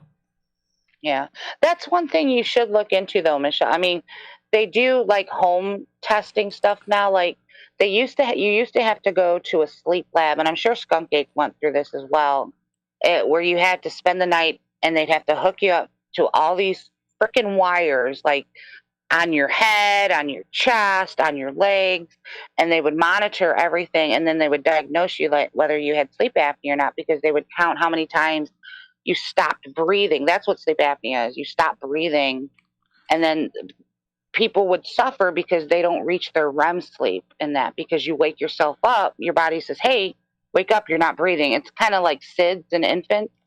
Yeah, I haven't had that problem. But now they have home tests where, you can do it at home and not spend the night in a lab. Right. Right now, Winsted only has one sleep lab, and that's it. And they just moved everything over to the new building, so I think the sleep lab didn't move over either. So yeah, I mean, you'd be surprised. When you have sleep apnea, you're always tired, always tired. So you would think, oh, I'm not gonna be able to sleep in this lab, because it's like it's kind of like staying at a motel, except for you're connected to all the wires. For the last few nights, I've actually slept pretty good. So I've got a feeling that it's not physical tiredness as much. I think it's just emotional fatigue of, like I said, like you turn on the news and it's all bad and you're depressed. You're like, come on, you want to hear something good. You want to hear some good news, like something positive. Like, for example, the COVID variant is quickly disappearing. Well, Schmeckle says if you sleep on your stomach with your face in a pillow, it helps. I'm sure. I don't know how that would help, but okay. That sounds like a good way to suffocate yourself. Yeah, exactly.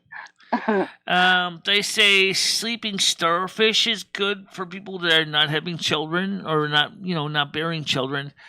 Laying on your side in the fetal position is the better way for some people. I sleep on the side because I can't lay on my back because Ed takes the bed. He sleeps starfish. I sleep on the side. So basically, for me, he tries to sleep on the side and he's miserable. He cannot do it. Where I can. Well, it's probably not good for him anyway to sleep, because I think if you sleep, it's not good to sleep on your left side because it's bad for your heart. I've heard that too, but I'm sleeping on my left side, so unfortunately, I don't have a choice. But it also means that your stomach's large intestine connection is also on the wrong side, so the food doesn't go straight down like it should, so it kind of sits in your gut for a while. Well, it's not good to eat so many hours before you go to bed either. Right, and I'm the person that tries to avoid eating major meals that late. Ed doesn't care. He will it's 11 o'clock. I'm going to heat this food up in the microwave. And it's like, now? I'm like, Ed, why didn't you eat at 7 or 9 o'clock? I mean, a couple hours before. It's just like it's what he's used to doing. For me, I'm not used to eating that late. If I do eat late, it's the right side, Red? Okay. I'll eat very little. Yeah, I couldn't remember if it was the left or the right. I was thinking the left because your heart's kind of on your left side. Well, let's put it this way. I sleep in the traditional fetal position, which is on my left side. I think I said your right side's the bad side. Yeah, that's what Red's saying. Yeah. He's probably right. I don't remember. Well, like I say, for way my bed is, I'm lucky I even got any side to sleep on, because that takes the whole damn bed. So, I mean, I got a small little, square feet of spot for me, and that's how he takes the rest of the bed. I don't understand that, Michelle. If he's just your roommate, why is he sleeping in your bed? Because we only have one bed. But there's a couch, right? The Oh, couch. he has some. Instead of buying trains, why doesn't he buy himself like a cot or something where he can probably get for like $50? I don't know. He just doesn't think So that about he that. has his own bed. So basically, like I said, the bed is always in use. So here's the deal. So what I do, I get up in the morning for the morning show. He, of course, if he stayed the night before, he'll go. That's when he tumbles in the bed. Then I'm up and dressed, and he's sleeping. And then when I take my nap, we both sleep in the bed together. And then he'll get up and he'll do his train stuff or research whatever. I'll sleep a little longer. Then I get up. Then I do the stuff I have to do. I'm up for a few hours. And then I go to bed about 8, 10 o'clock at night. And he's still up, 9, 10 o'clock. I go to bed 9 o'clock, 10 o'clock. Or so I'm not actually dozing off right away. So, and then he comes. That's pretty much the routine. So, we only have one bed. So, it's shared between two people. And sometimes the two people are sleeping in the bed at the same time. Like last night is a good example. He came in, went to sleep after I was already sleeping. Okay, I knew he was going to come in. Yeah, so. I'm sorry, but if I'm not intimate with the person, they ain't sleeping in my bed. I don't know how you do that. Ed doesn't spoon, honestly. Ed just starfishes. He sleeps on his back in a starfish pattern. Right. Mike never slept in your bed. Mike never slept in my bed. He didn't mind the couch. So, why? Ed's renting from, I don't know. I guess if it works, the only thing I'm saying is don't let it disrupt your sleep patterns. That's your bed. I'd understand if Ed was like, hey, can I take a nap in your bed? You're not using it. But if it's interfering with your sleep, I would say, no, it's my bed. Go sleep on the couch. I've gotten so used to him sleeping in my bed, I don't even think it bothers me anymore, really, on a regular basis. There's some days I just feel like, once in a great while, I'll be like... But it does bother you because you just said, like, he's a bed hog or the way he sleeps, this and that. I don't think he means to be. I don't think it's intention. Well, I'm not saying he means to be a bed hog. That's just the way he sleeps. I'm just saying that that's your bed. You paid for it. You get, like, the main use of it. And I would never share a bed with somebody I was not intimate with. First of all, Stan... unless it's my kid. My kid's different. But Stan, Ed, and Jimmy, everybody asked Ed to do that. So I wouldn't lie to Ed. He could have a heart attack doing that. Yeah, shoveling, definitely. Throwing ice in the steps, I don't think that would be much problem for Ed. Putting some grit down and ice or salt. But yeah.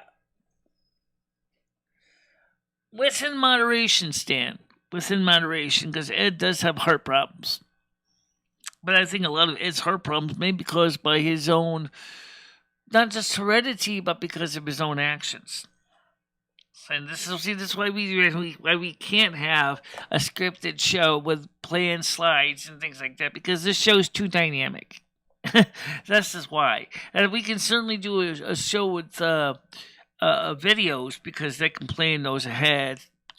Yeah, well, remember I talked to you about this, that, even like back, before all the chaos happened, with Monica and stuff. But, I said it might even be a good idea to do your show in segments, like the first part of your show, discuss what you want to discuss, right. touch base on the topic, we did today, then open the panel, then do the phone calls. Right. It's kind of what we did today. We had segments. I do that instinctually. Yeah. I do have segments. Ed should do it. Tell Jimmy to give him $100 because he saved him $500,000 last year. The problem is Jimmy is an Aries, is too stubborn, stuck up to really think about things like that. Yeah. Well, I'm sorry though, but if he considers himself a quote unquote businessman, he has to act accordingly to the business law. I know that. And unfortunately, in that field, you got to spend money to make money. And Right. what he's doing is he's not spending money and he's going to start losing money. Right. I know. But that's his problem. That's not your guys' problem. Right. It's just like with my channel. I mean, if I want to go ahead and I want to start adding more features to the channel, and sometimes I may have to invest more money into certain techniques or equipment to make those features possible. Being so fast before. What do you want? I mean, if you're talking to a Virgo, for Christ's sakes, I mean, I've already looked into all the things. I plan ahead like that way. But Jimmy doesn't do things that way. He's an Aries. Get up here. Aries can be very impulsive, and the point where that they don't think things through. And that's the one reason why Aries sometimes gets themselves into a heap of trouble. Well, Aries are kind of like an alpha male, and Jimmy kind of strikes me as a bitch. So Yeah. I don't think he's channeling his Aries energy. I think he's got his energies misdirected to some of the wrong things. But Leo is also a fire sign too, and so is Sagittarius. So dreams of fire would make sense anyway because you're a Leo, which is a fire sign. Mm-hmm. Yeah. Well, I have a friend who's triple fire. They've got Leo and I think like 2 Sagittarius, maybe. I don't know. He's triple fire and all like his main planets, signs. And I mean, we get along just fine. Oh, that's because you're all fire signs. That's why. Yeah. Yeah. Stop it. So I hear a loud cat sound saying it's not mine. It's mine. She's mouthy. She's just complaining to the dog. Oh, she's complaining to the dog. She does. She thinks the dog is like, she likes to boss the dog around. So. Yeah. Well, right now, by the way, Rusty's laying on the couch, as far as I can see, or is he in the bed? Oh, he's on the couch. He's just chilling out. He was gonna go outside, and he saw the snow out there. He said, "Yeah, I refuse." And I said, "Okay." I was supposed to bring the garbage downstairs, and I saw the snow. And I said, kind of agree with the cat. Yeah, you know what? I think we'll wait on this snow on showing. I mean, take out the one small bag of garbage tomorrow. Let's leave it in the storage. Bye, Stan. Be careful. Yeah. So drive carefully. Surf sunset, folks. Time to go and shovel myself. Yeah, the sun is starting to come through here too. So it's not like where we are. I don't know how much snow. I don't know how much snow Stan got, but I mean, we got about 3 inches. So maybe today I might just take the walker and just walk her over to ABC Pizza, or maybe I'll walk her over to McDonald's. So it's something I might do. So the weather right now, it's still a little bit on the cold side. -2. Yeah, it's 17 degrees here, and that's not the wind chill. Right now, just looking at the Sunday forecast, it's changed a bit. Saturday is going to be sunny with -3. Sunday shows freezing rain, 70% chance, and 2 is a high, -7 is a low. It looks like for Friday, when me and Chris are supposed to go shopping, the weather looks good. Mostly cloudy, but I don't see like any really, really bad days, unless you're talking about temperature. Temperatures, are going to be in the minuses. And only high is a high of 2, so it's not going to be really warm out there at all. But maybe warm enough that maybe things can start to melt. But if the snow is going to freeze pretty quick at night, so you're going to have to be careful. Well, depends where I slip. Yeah. Excuse me. Yeah, it depends on where Michelle slips. Because if she slips in front of ABC Pizza, that's not Jimmy's property. Right. Well, make sure you slip in the right spot, Michelle. Yeah. I'm just kidding. I hope I know. it's not in. Okay, I'll get it. It's under the seat. So anyway, the thing is, of course, Ed's gonna say, "Well, we gotta take the garbage downstairs." Well, actually, last night it's put it in the storage bin because it was easier because it was all cans anyway. And then it says to me, said, "Oh my God, I don't have to get more beer. How am I gonna get more beer? I don't want to call Instacart because it's too expensive." Like, yeah. Oh. Well, I guess you're gonna have to hitch up the old walker with the seat and mosey on over to Children's Package Store because he said, "I think it'd be cheaper to go buy the big 25-ounce cans again." To be honest, if he's willing to risk a slip and fall, willing to risk going out in this weather to get beer, that to me tells me that he has a problem. Yeah. Yeah, because there was stuff that I wanted to do today, but I ain't doing it. I ain't going out in this crap. Not worth it. Kitty.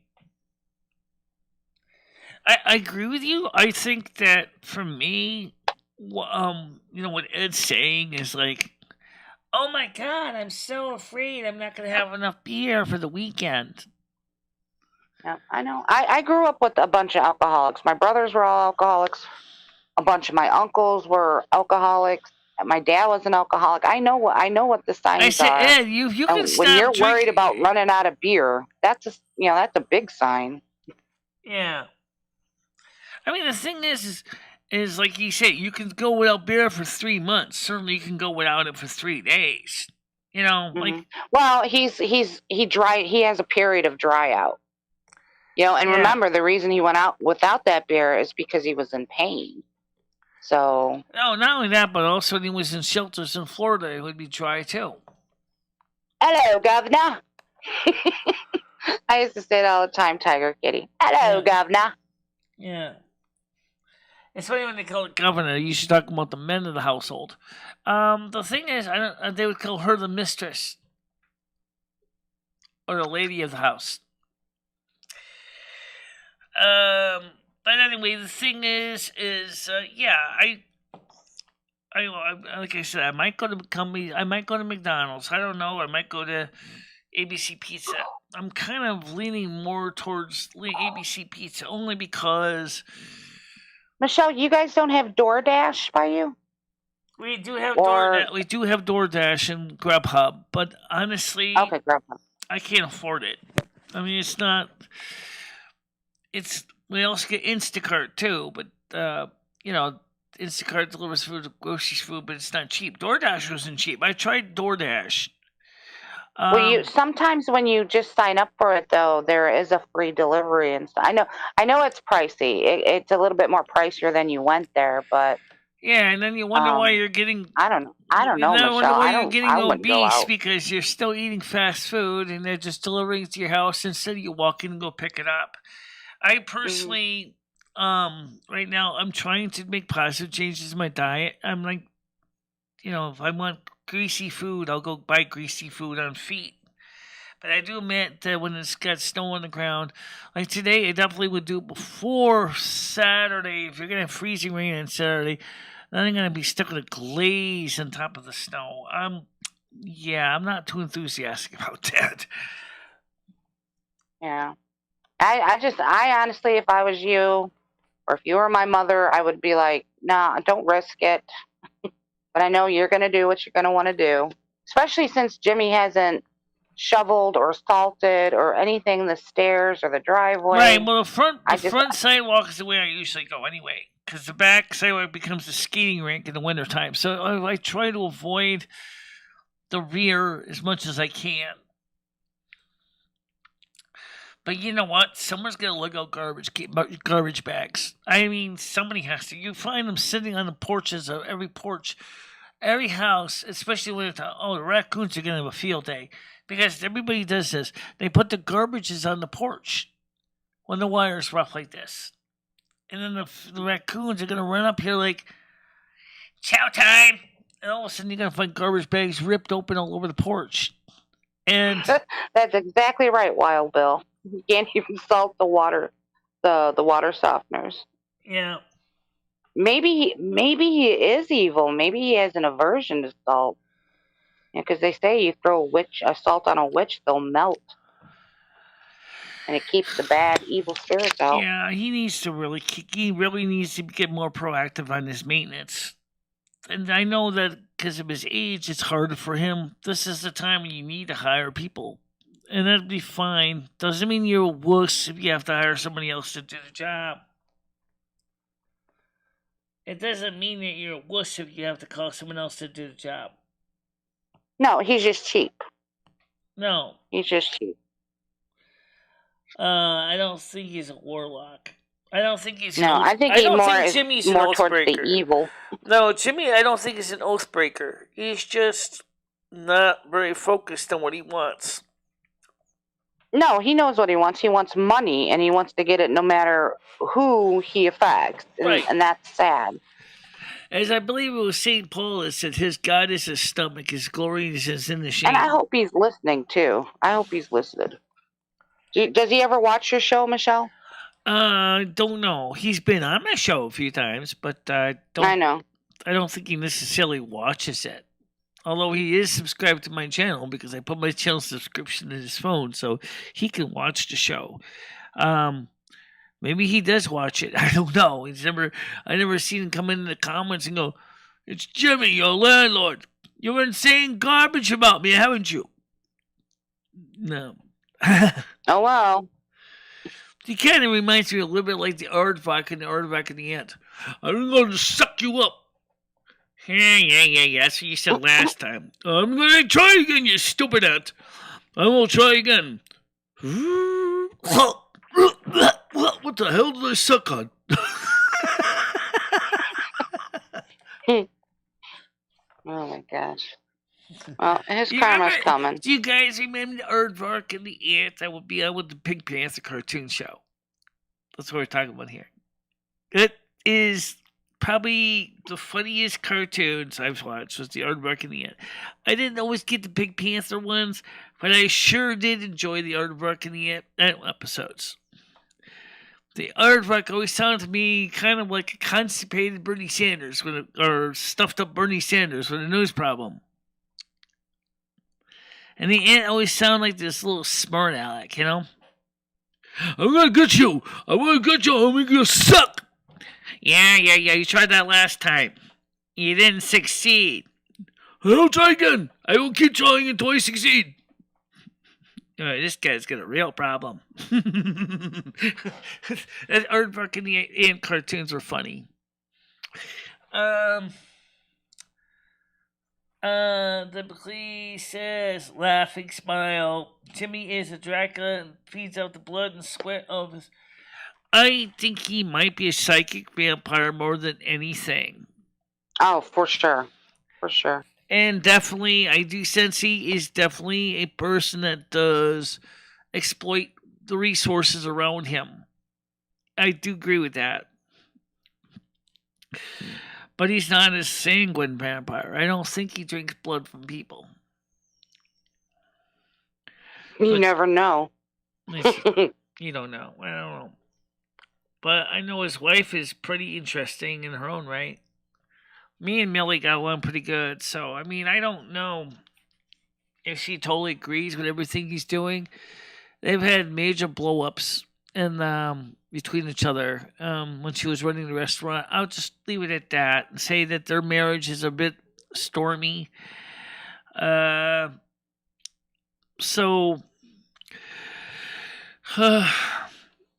Just really. Well, didn't you say he has a girlfriend and she has a boyfriend or something? Yeah, they have misters and mistresses. Yeah, it's a weird thing. Yeah. And they know about it and they don't care. He definitely is a polygamous guy. He likes to have multiple women. He's a wandering man. He's a traveling man. She's got plenty of guys on her side, too. She's definitely polyandry. All right. Mm-hmm. Hung Daddy, unverified. Who the hell is this? I have no clue. Hello. Oh, wow. What up? I'm Hung Daddy. Oh, he changed his name. Let me guess. Wanna Noodles again? What? Fuck Noodles, Michelle. Don't ever compare me to him.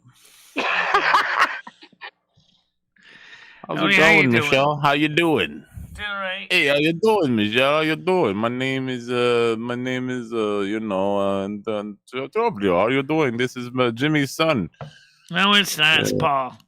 How you doing? Jimmy, I can tell. you were telling crap about my father, Michelle. I do not appreciate. Actually, I never actually talked to his sons at all. I don't know anything about his sons. You were talking to one now, my friend. He has one daughter, but I don't know anything about her either. Yes, this is Jimmy's daughter. I have a very masculine voice because I'm Macedonian. My name is Susan. Susan Klupka. You know what's funny? When you think about comparing Macedonia to Bulgaria, they're really not that different from each other. We spit on Bulgaria. Maybe Skopje, which is the capital of Macedonia, might be a little cleaner, but really the difference between Macedonia and Bulgaria is really not that much. Well, then- Kitty wants to then- join us. Bulgaria is for poor people. Good, Tiger Kitty. Like Tiger Kitty. Stop sending the snow my way, Michelle. Oh no. Sorry, you got more coming. No, don't say that. It's That's dangerous now. That's because El Nino is pretty much coming to an end, so La Nina is starting to come in now. It's very cold here. 17 degrees. Oh, it's icy. Now this new snow's hit the old slushy snow, and oh, it's horrible out there now. God damn it, it's Snow Queen. You need to stop your sorcery. Your power. Alright, Red Foreman's now coming on. No, do not let him on, Michelle. Yeah, don't no. Red Foreman's a commie. Go ahead, guys. Red, I see you. Get out of here, you commie. Oh boy. So now everybody comes on a little late, but that's okay. Let's see, how many people are actually watching the show right now? We have 12. We had a peak of 16. Or sorry, 14. No, 16. Call Soup Kitchen, see what they are making. We had a couple peaks of 16. Okay. Hang on, I haven't guessed yet. Let me guess what they're making. I'll get it right one day. I think if they're not actually closed because of the snow. Because anytime the public schools are closed, the soup kitchen's closed. God damn it. No. So How much snow did you get yesterday, Michelle? You get a lot of snow right now? This morning it looks like we got about 6 centimeters, 6 to 7 centimeters. Not really a lot. Like an inch? No, it's a little more than an inch. There's 2.54 centimeters to an inch. So maybe about 3 inches of snow, maybe? Tops. Any woman will tell you, Michelle, 3 inches ain't that much. I know. It don't take much for Winsted to close the public schools either. Paul knows. I definitely know. Because they insisted of using the public school schedules or whatever. So if the public schools are closed, then the soup kitchen's closed. So snow. We shall see about that, my friend. Well, let me have a quick guess. Okay. I think it will be, because it's cold, probably soup or a stew. I'm thinking snow cones. I'm thinking chicken of some sort. I think it's none of the above. Michelle says they need nothing today because they are closed. Not only are the homeless cold out in the snow, now they're hungry. Let's see what. Right? Let's see if they're open. All right, that's not right. What are they supposed to eat, Michelle? What's We can go lay down. That's a She good did it question. right. I don't know where people eat when they don't get food money. I don't know. Oh no, Michelle. Oh, Michelle's right. Michelle, why did they close the soup kitchen if the schools are closed? Because they're too lazy to get a separate announcement. Oh, voicemail. Because the director that runs the soup kitchen works in the public school system. So he's just being lazy. Who's You Nikki know, we got to keep the kids at home. Let's keep the homeless at bay. Like, they don't even have a home to go to. Hello, how you doing? So you're just being lazy. What's the guy's name, Michelle? I think I should call and harass him all day today. You know the director's name for the schools in the soup kitchen? Well, she's not a director for school. She's a teacher in the school system. But even worse. She has a very simple policy. If the schools are closed, the soup kitchen is closed. What's her name, Michelle? Carrie. I already told you that once before. Oh, it's a Carrie gal. Do you know her last name? I got to look her up. It's almost the same as mine, but it's Irish spelling. It's Dalany. Oh, Delaney. Okay. Yeah. Thanks for the info, Michelle. I'm going to get the soup kitchen opened one way or another. I appreciate your help. Trust me, me and Carrie had plenty of blowouts over that issue alone, but the soup kitchen closed when people needed it the most, and especially when public schools are closed, so kids and families can still go get a meal.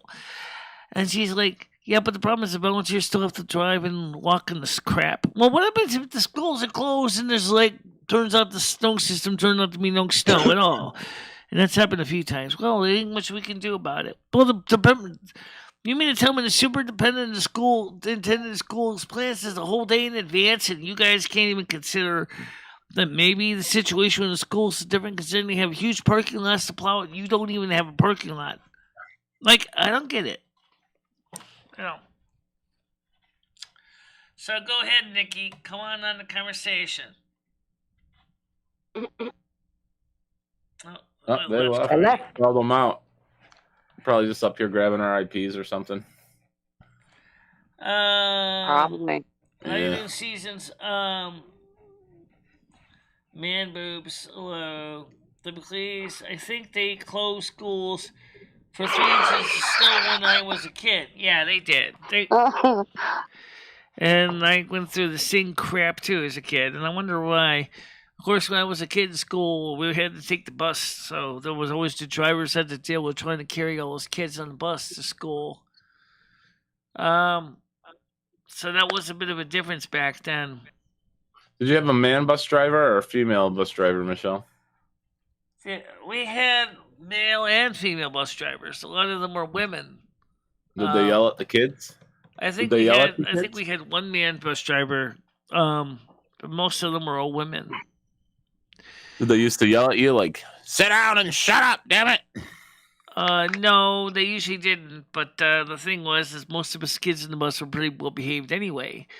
Our buses had room for 75 kids, and they were gasoline-powered buses. They weren't diesels. They were gasoline-powered. And Adam the Wire wants to know if you'd ever get a selfie stick. I'm sorry, I didn't mean to interrupt you. I thought you were done. What is a selfie stick? Would you ever get one? You know, one of those things you put on your phone so you can hold it up and away from you. So it's for streaming and taking pictures. I got a selfie stick, but I had it on my tripod, on my walker for a while. But the problem with that selfie stick is even though it was attached pretty dang well, it was still not dimensionally stable enough not to shake with the walker. So it's not. So I wonder if the selfie stick was such a smart idea. So I got rid of it pretty quick because the walker was just making it sway so much. Right. Something you kind of have to hold in your hand or mount on to a. Also, my selfie stick can be mounted to a tripod, which was kind of nice, but if you wanted to have a little extra height. But again, very shaky from my phone, so I was not really too impressed by it at all. What's holy crap? I don't think so.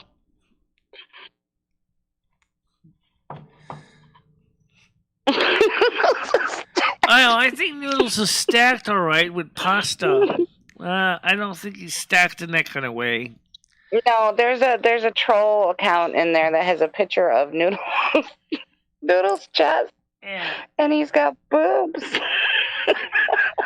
Yeah. Oh my gosh. Oh my goodness. I don't know. We get some really weird stuff on this show. I mean, maybe we could change his name to Moobles. my gosh. So seriously, though, goodness. I might want to do a video over there at ABC Pizza, but then I gotta get some more of those reusable grocery bags too, because the fact is, my red bag is starting to rip really bad. I have to get. Oh my god, I gotta get those You're gonna bags. carry a pizza home in your bag, Michelle? Huh? Oh, so you use reusable grocery bags? I could literally put a pizza in that bag. Yeah, I could literally go next door, grab a frozen DiGiorno, and throw it in that bag too. I should send you some of the If I ones did it out have. ABC Pizza's medium, unfortunately, I'd probably get pizza sauce all over everything. So, probably. Yeah. They don't deliver, Michelle. They don't have the pizza place doesn't have a delivery. Not ABC. I know. ABC does not. No. The one across the street from her delivers, though. Nolly's does delivery, but you have to have a minimum order of $10. Michelle, remember when someone ordered you? Remember when someone ordered you the Clams Casino pizza, Michelle? It was like $50. Sent it to your apartment. Yeah. $50 for a clam. It sounded terrible. Well, I'm glad that ever since that time that Nolly's it actually had clams on it. Yeah, I don't know. I would have. I'm now glad that Nolly's finally did take my advice, and they said for orders over a certain price that they're going to now require a credit card. So you have to pay up front if it's for delivery. Yeah, I don't agree with that policy, but Yeah, well, unfortunately, that's the reason why they changed the policy after that, because they agreed with me. They said, this is ridiculous. They changed it just for you, Michelle. So there's no way in hell I can eat Clams Casino. I'm allergic to that stuff, so I can't eat it anyway. You're allergic to seafood? That would be a good way to kill me off, and then what would you be left with? Shellfish. What are you allergic to, Michelle? The shellfish or seafood? What are you allergic to? The shellfish, particularly. Oh, shellfish. I'm allergic to paying $50 for a goddamn pizza. Fuck that. Yeah, and then I should also charge the said person the price of the hospital bill to save my stupid skanky ass. All right, Rusty, how you doing, cat? Come on, I'm showing you the headbutt. Yeah, Tiger Kitty, did you see Michelle's hair? Yeah, it looks really good. It does. It looks really nice. Good job. It looks the same. Let's get Rusty Cam on here. She got a trim too. And a trim.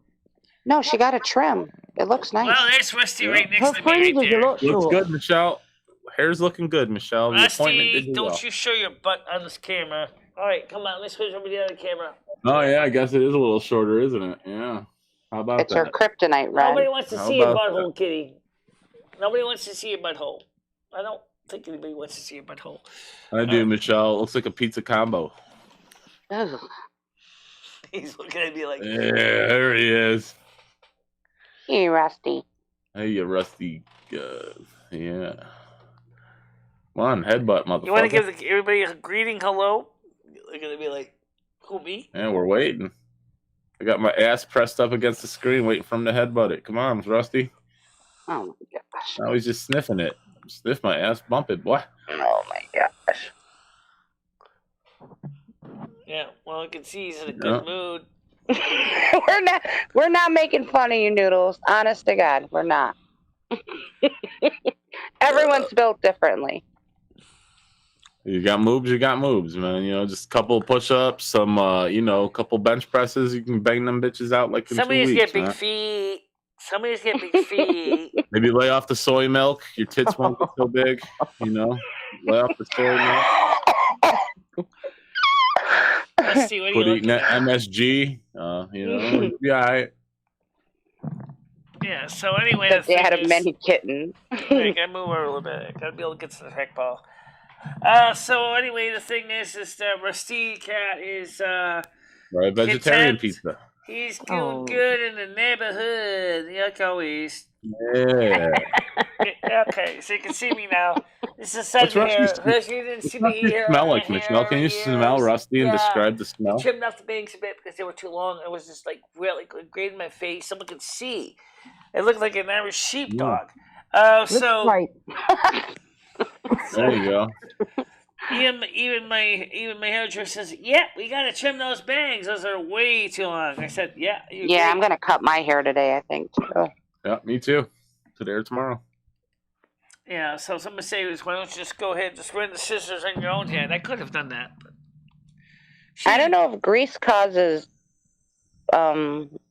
Man boobs. Well, unfortunately, I'm still not sure about going to ABC Pizza.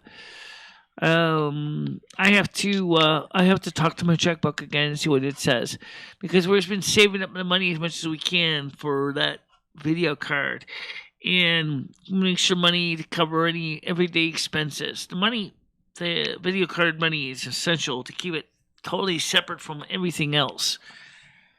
So, you made like $20 the other night. That should cover your pizza right there. I think you'd be all right to get a pizza. I don't think it should break your budget too much. Treat yourself. Yeah, well, that's what I was just getting ready to say. But treat what? Even the small 12-inch pizzas, when you actually price it up, it's about the same price as going to McDonald's anyway. I mean, it's not really much of a difference. You get a small, sausage, pepperoni, extra cheese pizza, 3-topping pizzas, like $14.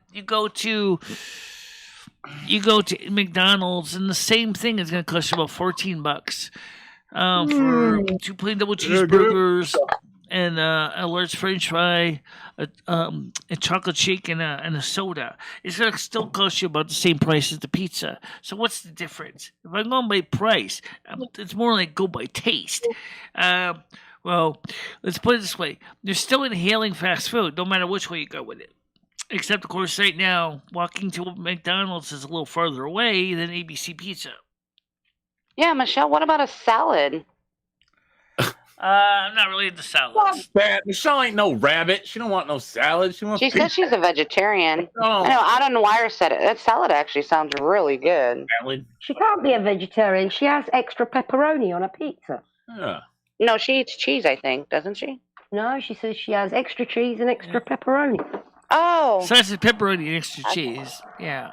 Oh, I didn't know you ate pepperoni. Well, then you're not a vegetarian, Michelle. Stop lying. I never said I was a strict vegetarian. I never said I was.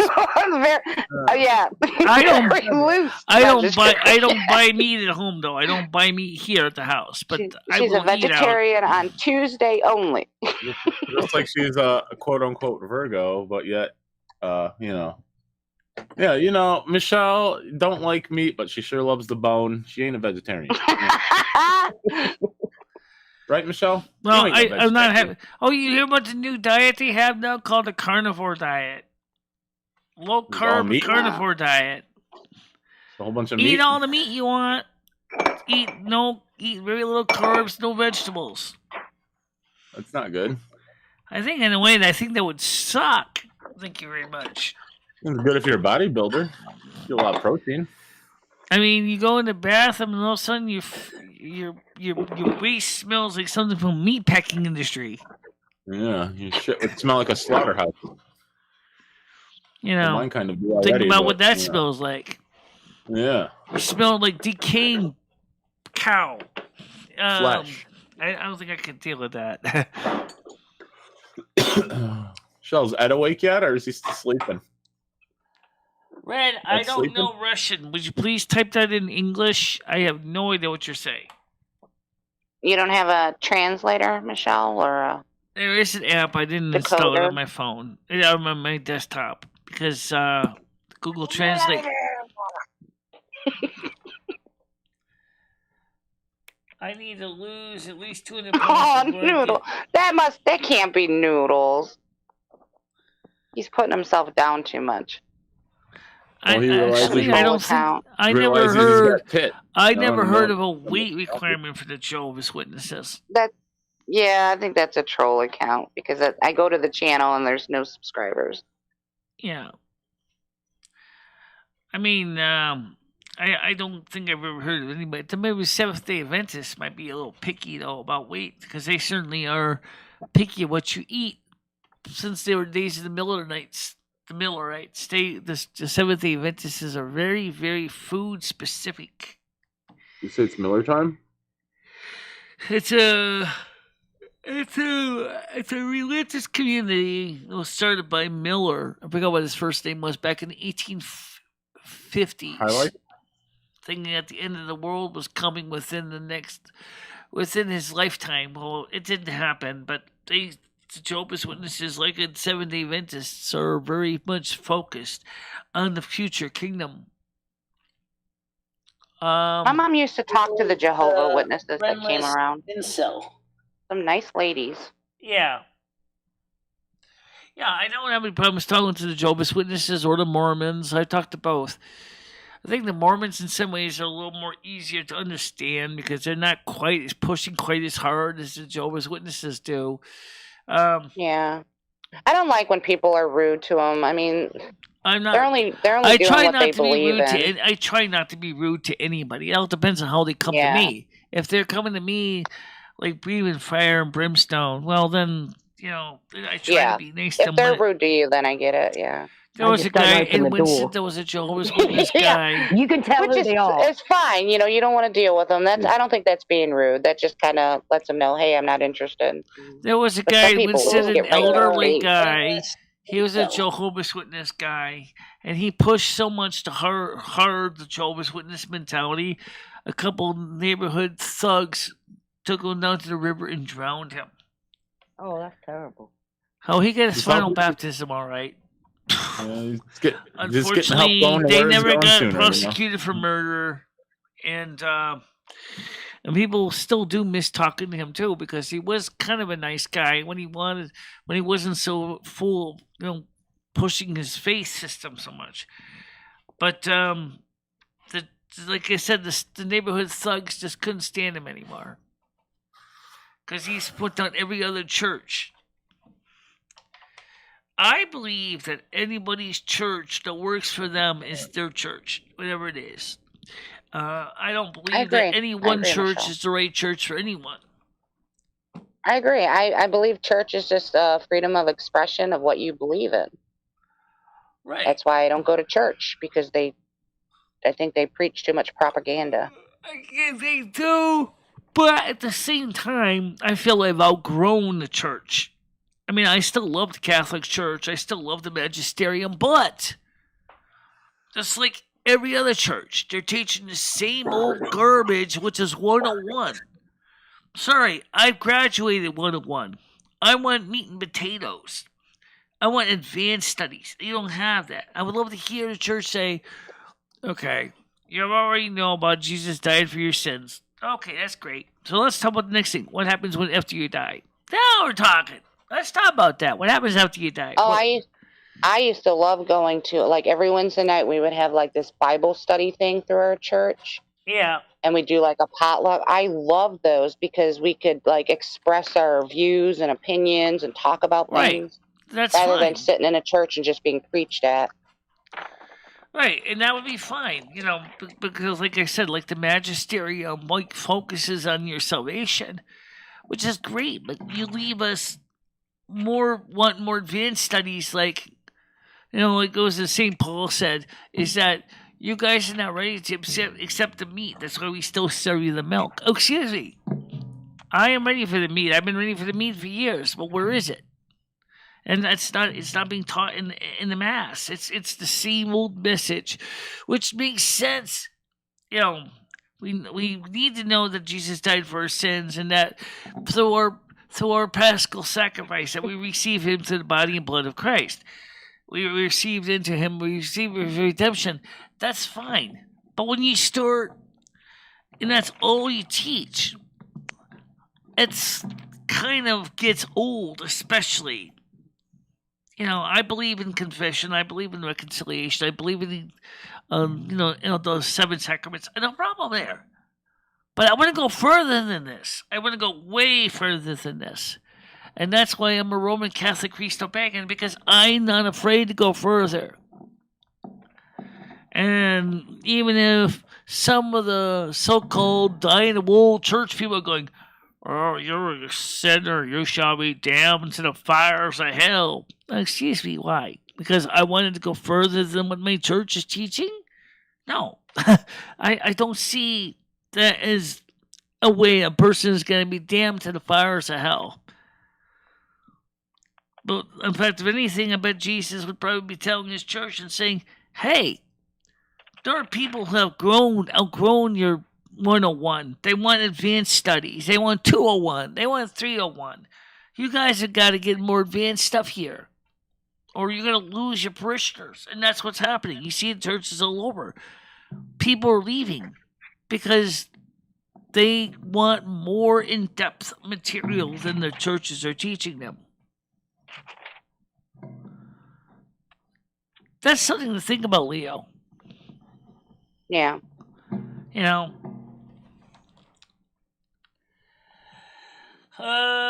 So I'm like a sponge, says Leo. I don't know what that means. What you mean by that? Like I'm like a sponge. Well, I was correcting myself. I said Dab said he likes to get high and listen to like the Bible stories, and I said I should try that, but I would never stop like getting high because, you know, when stuff like that is presented to me, I just want to know more and more and more. Right, same with me.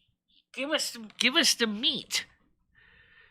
I mean that's gladly. For example, I really do want to know more about the afterlife. I didn't learn enough when I was in, you know, before I became a Catholic convert. I was born and raised a Lutheran first. It was the same thing. Like I would go to Sunday school. Like, what happens after we die? What happens? Everybody talks about angels and cherubs, and like, wait. How do you become angels and cherubs? It was when I became a Catholic convert that I understood it better. That technically, angels and cherubs are not of the same species as you. They are already existing heavenly hosts, members of God's community.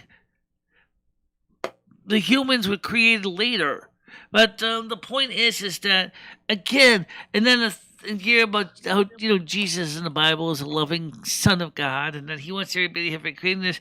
And yeah, it seems that if you read the Old Testament, it sounds like the old man God is like, you don't do something my way, you're going to go straight to the fires of hell. Whoa, wait a second. That doesn't sound right. How come Jesus says really one thing and then what Father saying, Yahweh supposedly is alleged to saying another? You know, that's the reason why. That's why reason when my mother, my spirit guy, which was originally was Lomi, he said you need to ask questions. At the time, it wasn't Michelle. I was living with Michelle at the time. I was separate. I was just a separate entity. But yeah, and then of course when it was written in the life chart, Michelle and I would join, and Mother Osna would be working with us directly. Exactly, and it was through that we started doing fact finding to find out the more deeper answers to the questions, which we found a lot of answers to us that answers a lot of questions. So, for example, the answer to the question, is tarot cards necessarily bad? No, they're not. It depends on how they are being used, just like anything. I mean, a tarot card can be a good thing or a bad thing, just like a handgun can be a good thing or a bad thing. I mean, are you shooting? Yep. Are you shooting game for food, or are you shooting your neighbor because you can hate his gut? You hate his guts. There's a big difference here. Or both good reasons. Yeah. No, they're not. Oh, not to kill the animals. I mean, I agree with that. But if your neighbor, not to kill your neighbor, wipe them out. You know. Jesus. Yeah. I mean, a gun is a tool. And like I said, it depends on its use. Same thing with tarot card readings. There are people that use tarot card readings as a club. I've seen people do this. I mean, not on YouTube, but I've seen them doing other things that they use the tarot cards to wish ill will on people. So if they see this tarot card say that someone's going to do good, then they'll deliberately go ahead and use that as a way to reverse them, to make them into a weapon that they can club somebody so that the person can't succeed. That's scary. I would never do that to anybody. Okay? But for me, that's what I'm saying when we're back to the churches. There's nothing wrong with the churches. Except for people that want to know advanced studies. We need to know where we can get those advanced studies. And as long as the churches keep teaching the same old 101, same old 101 over and over again, they're going to continue to lose parishioners. Because people are saying this, you know what, I'm so tired of hearing the same old thing. Well, I want to know what happens next. What's the future? What's going to happen to me after I die? What's going to happen to my soul? What happens to my spirit? You see, I'm going to be gathered into the clouds in the book of Revelation. What happens after we're gathered into the clouds in the rapture? No one talks about that. But, you know, there's such a thing, though, Michelle, as you on a need-to-know basis. I don't think we need to know right now what happens to us after we die. I think The whole thing of religion is, I think there is that. You have to prepare for death, as in, like, if you're Christian or whatever, you go along with the Christian rules of how to get to heaven, or, how to get to the afterlife. Right. We don't need to know what happens yet because we're not there yet. But if even if we knew, what's that going to do for us? You're just going to want to know, because there's a constant hunger, constant craving, just like Katie Lang sings, right? Constant craving. You want to know because you just seek knowledge. Well, I think a lot of people want to know because death scares them, to be honest. Yeah, actually, I agree with you. I think that would help a lot. A lot of people understand that death is not the end. Just as birth is not the beginning. But that plays into faith. Like you're saying that you're a religious person, that plays into your faith. You have to have strong faith to know that you will be all right in the afterlife. Right. And I already wrote my life chart for my next life. So I already know my next life is already booked. I can still edit it because I'm still here. So, I can always go back and say, like I did. We originally wanted to go back to a Victorian era Earth. And me and Lemmy changed it. We said, screw that. You know what? We don't want to go there. Because we've already seen what the Victorian era was like in history in the United States here. In Europe. You're going to go to Silvermoon. But that's just faith, though. That's not a guarantee. Well, it's more guaranteed than anything if you believe by faith. Again, there's well, that's what that's. I don't know how to explain it. Like, if you lose your faith, then that means you've lost your path, into your religion and everything. Right. That's why you're if you have a strong faith with God, then you feel you're going to be all right in the afterlife. Right. And that's kind of like what the religion is based off of, Yeah, and that's part of it too, is because everybody's view is different. So maybe God evolves their afterlife to match their viewpoint. So what happens when you die and you don't go to the heaven, or your faith was for nothing? Maybe for you, heaven is being along with your family. What faith is. Maybe that's all your heaven is going to be. It's just being with family and friends. If your heaven is involving slot machines, blackjacks, and hookers, guess what? That's probably what your heaven's going to be. It's individualized. Right. Nobody knows for sure until you die what exactly happened. Right. But that is what your faith is. But we do have those that were clinically dead. Of heaven. We do have those that were clinically dead that come back and giving us some glimpses. That's all bullshit. But not necessarily. We don't know that. That's the problem. We don't know that. These people believe that they've died, gone to heaven, and come back with that they're 100% sure that that's what happened. Nobody knows for sure that that's what really happened until it happens to you. You know what I mean? Right. There's always going to be some type of doubt. It might be like an individualized program. Like I said, so it may be very individualized. Maybe the entry is the same. Maybe it doesn't involve the tunnel. However, what happens after we go through the tunnel is there's so few glimpses from people who had clinically dead experiences and we came back to life. There's very few stories of that. But some people talk about beautiful cities. Some people talk about big giant vats of fiery pits and acid and demons. And, obviously that second set of stories scares the living daylights out of that person because they realized they were about to enter something that was not so pleasant. But others experience something that's like nothing except feeling of energy waves. I don't know. It's a good question. I don't know. All I know is my case is I know what my life. I know what I've seen in my visions. I know what I've seen in my dreams. I do know because I was by my mom and dad's side before they died, and I do know that when my dad died, his was it his mother or father? His mother or father came to him, and he told us that they were standing right next to him right before he died. My mother, right before she took her last breath, she smiled.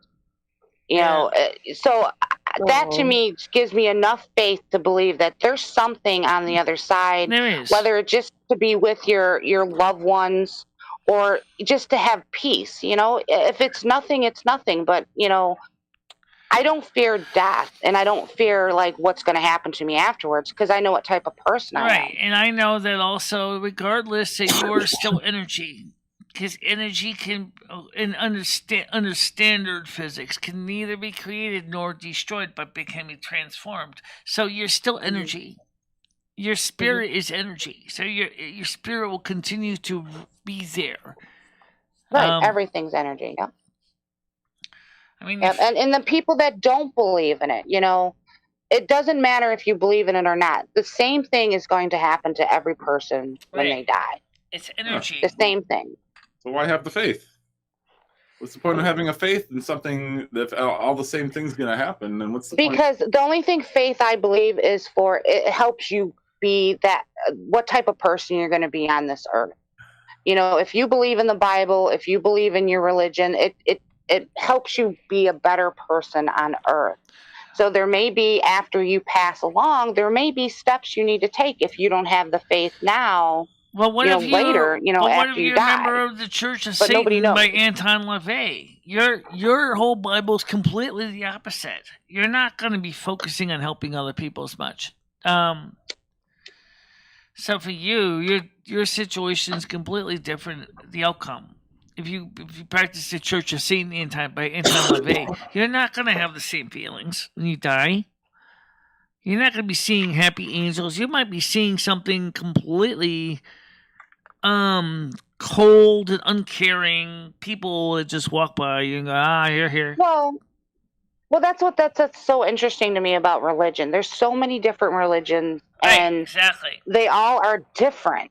They all have like different beliefs of what's going to happen if anything happens after. But ultimately, when everyone dies, the same thing will happen to them. The same process. Yeah, that's what I believe, at least. I mean, I guess some people probably won't believe. The same process in the beginning, but what happens near the end is up to the individual's faith system. I mean, for example, if you listen to so many people writing there by Sylvia Brown and also Maria the Messenger, to kind of focus on the same thing, is that you can cross the railroad bridge, or you could, the Rainbow Bridge, or go through the tunnel. Some people go through over a bridge, some go through a tunnel. Claustrophobics tend to go over the bridge, and non-claustrophobics and adults tend to go through the tunnel. I know me and Lumi are going hand in hand across the bridge together. And but I mean, are you claustrophobic when you die? I mean, is that something that carries along with you? It's part of your spirits. It's part of who you were in this life. So claustrophobia may very well be something that transpires with you. So you don't think? Okay, so you're saying that you don't believe that a person once they pass, they're not like instantly in peace. So they don't drop everything, as they die. You know what I mean? Like all their insecurities. If they don't, if they don't feel comfortable crossing over through a tunnel, because of claustrophobia. I mean, death is scary enough for most people. So I mean, the spiritual realm wants to make your passing as comfortable as possible. If it involves making a nice like bridge-like structure instead of showing a tunnel. I mean, it probably is still a tunnel, but it's probably, the walls are probably so far away you probably can't even see the walls. You feel like you're just crossing a ice bridge, like say in Frozen, like Elsa's climbing up that bridge there, the stairs. Same kind of thing. That's what it takes to get you to want to cross over, is to have an open bridge versus going through something that looks like something through the New Jersey Big Dig Tunnel. So be it. I mean, they can manipulate matter to anything that they want. After all, Tiger Kitty was going to say something. What I was going to say is, yesterday we were talking about reincarnation. Well, you can't have it both ways. You're either reincarnated or you're going to heaven. You can't be both. Well, no, what I think she believes is that everybody goes to heaven, and then you kind of get a choice. to be reincarnated or, Yeah, you got a and choice. see, and that's all except up in for the air to really, me. except for the who really knows what happens? badasses, those that already been ruled by the dark ones, just go through the left door, and it's just pretty much just like being in the military. They decide your fate for you. But most people try damnedest to avoid the left door, so they don't want to be conscripted into the Devil's army. And that's exactly what it is. It's like being conscripted. Your whole life is scripted. From the minute you come out, you're born to the minute you die, the demons control your life if you're conscripted into the Devil's army. And of course, really? Father God's angels watch them too, often saying, "Gee, we wish that they would have." They'll try to go out there and evangelize to them, but it's like not really very successful to win them over to their side. But lately, the Devil's army has been is starting to shrink, and that's why the Devil's been trying to turn up the pressure to get more people to join his army. But nobody wants to be part of the Devil's army. I certainly don't want to be. So what you're saying then is, like, if you're in like the religious faith, that we get to practice free will, but if you are more towards the devil, he has full control over what happens to you. Okay. That's interesting. I never thought of it that way. And don't forget, we have true free will on the other side than we do on Earth. Because on Earth, we have a goal, our life chart, or life plan that we follow. Just like in the spiritual world, just like in the mental health field, has goal charts and goal plans. The same thing. But these are lifelong things that we write. These go into details of what's going to happen to us in our lives, what we're going to do, what challenges we're going to face. And usually most people write those when they're on the other side. Me and Lumi wrote ours here on Earth. And we took us weeks just to come up with a few of the basics that we needed to consider. And it's not even finished because theoretically we changed it. And some other guy said to me, well, you know what, when you come here, we're going to revise it some more. But I do like that you wanted to change it from Victorian era to go to the real Silvermoon, which is fantastic. But it's not quite finished. You still got more chapters to add to it. Notice I said the word chapters. They're not just single 5-page documents. These are thick. Please don't distract me. And they're very thick books. They're almost like books. And you got to remember that they're detailed. Michelle, I thought you were a Roman Catholic. I am Roman Catholic. I'm a Roman Catholic Cristo Bacon. Well, where do you get this Mother God from? I don't get where this Mother God person or Mother thing God is the co-creator. Her name is Mother Asna or Mother Ashera. God created everything, Michelle. He is the creator. In my faith system, there was two creators. Because you look at the book of Genesis, you see, let us create man in our image. Who is he talking to? And male and female, he created them. It says my image. It doesn't say our image. He said, let us create man in our image. It says in the book of Genesis. Okay? So who is he talking to? I don't believe he says our, though. He was talking to Mother God. It doesn't say but our, he though. Created human beings, and male and female, he created them. Michelle, can you bring up the verse that says our image? I don't believe I've ever seen the word. I don't have a image. Bible in hand, but you can look it up. It's in the book of Genesis, right before the creation of Adam and Eve, after the creation of the day, and because the earth had no life. I never memorized the Bible, but I don't really remember there being an hour. But I'm looking to see. But either way, it doesn't matter. It was our. It was very clear. It does say our. It says, and God said, "Let us make man in our image." Oh, okay. Right. Let us make man in our image. Who was he talking to? That's a good question. Since it says right there, let us create man in our image. Who was he talking to? Yeah, he said, after our likeness, and let them have dominion over the fish of the sea, and over the fowl of the air, and over the cattle, and over all the earth, and over every creeping thing that creepeth upon the earth. Right. We're just talking about the earth in general, you know, the things on earth. That's what he was talking about. Is he talking to the angels, though? Except, unfortunately, angels already existed, and man is not an angel. No, but I mean, when you said, well, who is he talking to about creating Earth? He was talking to Mother God. You believe it's Mother God. Just as much a part of the system as he is. Well, it's all made up anyway. I mean, God did not create man. Man created God. It's basically religion's I've just heard a some way people say for people. that too. But that's your belief, Paul. That's not my belief. That's not Michelle's belief. It is yours, though, because you said the same thing. Faith is a way for people to live their life on Earth. And, yeah, but you know what? Here's an interesting thing. Their faith system, okay, the whole concept of a faith system existed all the way back to the time of Homo habilis and Homo erectus. No, and you're putting words in my mouth. That's not what I said. I believe faith after you die. creates you of who you are on this earth. Right. But I do believe that there's a God or a supreme being that created us. That's my belief. Faith is just how we live our life. Right. It's a way of rules to live your life. And I believe that there's a male and female co-creators. Doesn't make it any more less right. No, it doesn't make you right or wrong, Michelle. You know, I was just wondering where you got your mother Asda from. I wasn't saying you were right or wrong. I'm just like, all religion's just made up. It's all man created. It's just a way for people to live their life on let's Earth ask this question. until they die.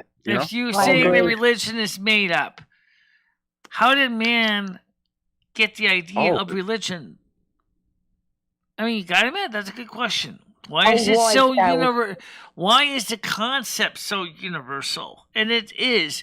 Even isolated tribes have religions. This was before they had nothing to do. They had no books, they had no TV, no internet, so they had to come up with something. I mean, you have to do something with your life. And some point in time, someone said, "Let's come up with a religion." And I agree with Paul on that, Michelle. I do believe like the Bible and all that is like their way of saying we need to worship God, and they put all these rules and regulations out there because they said God told them. Except this is stuff that was written by man. This is not stuff that God himself has done. Except there's one valid question I asked that you kind of missed, and it's all true for all indigenous people. Where did the idea of religion even come from? Well, they worship moons and suns cultures before. have a religious practice. Yep. It doesn't matter. I'm not even talking about back at the time of missionaries. I'm talking about just fear.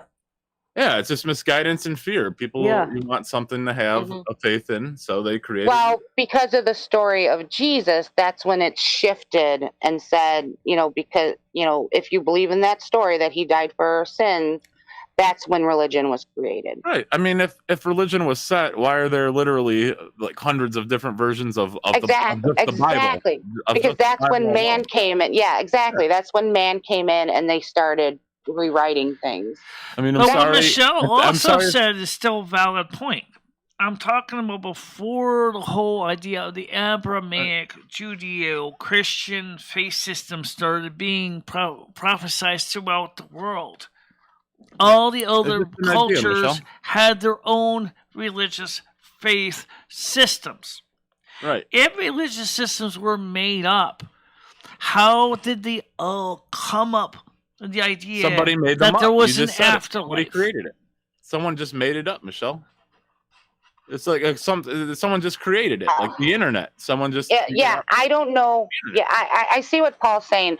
I agree with him to a point. I believe people took things and interpreted in their own way and created their own religion. That's why we've got 50 million different religions on this planet now. That's where everything got messed up, But that's their belief. That's what they believe in. If you ask anybody today, I mean, especially now with the internet, everybody will basically say is, what I believe is what I believe, and that's the way it is. Maybe your belief works for you. That's fine too. That's the way I like to go with it. I don't like to say is, well, the Catholic Church is right because of blah blah blah blah blah. Yeah, no one's right or wrong. The Lutheran Church is right because we have exactly. this. Yeah, there is no right or wrong because nobody knows. Nobody knows. What you believe in, you know? That's why I don't scoff at people who don't believe in God. You know, that's their belief. You know, that there's nothing wrong with that. You know what's interesting is, what if all the religions are right? What if every church is all right? What if they're all right? Yeah. They could be. There's a Parthenon of gods. There's a whole bunch of them. Yahweh and Asna/Asherah are only two of a whole Parthenon of gods. Yeah, maybe I can blow myself up today and go to Mecca, become a Muslim and go to Mecca, blow myself up. Maybe go sacrifice a little baby or something and be an African tribe god. You know, who knows? I mean, who knows what's right or wrong? Right? You'd be surprised at the things that have been done under the sake of religion. That's religion, Leo. We're talking. You couldn't say like sacrifice a goat. We're talking religion. Yeah. I don't think I remember any religion saying that they sacrifice a baby. They do. It's out there, like you said. There are millions of them somewhere out there in Uganda, out there in Africa. Yeah, you went straight for the baby. Oh my God! Oh, I said blow myself up first. So now you're turning me into something evil. Leo, we're talking religion here, and you're turning into something completely different. Just having a discussion. No one's right or wrong, like Michelle said. Well, I'm just gonna have to step in on that one. It's wrong to sacrifice a baby. That's fucked up that you stepped on a sacrifice baby. But either way, maybe that make you a goddess. I don't know your religion or any other one is out there, but they could be right, like Michelle said.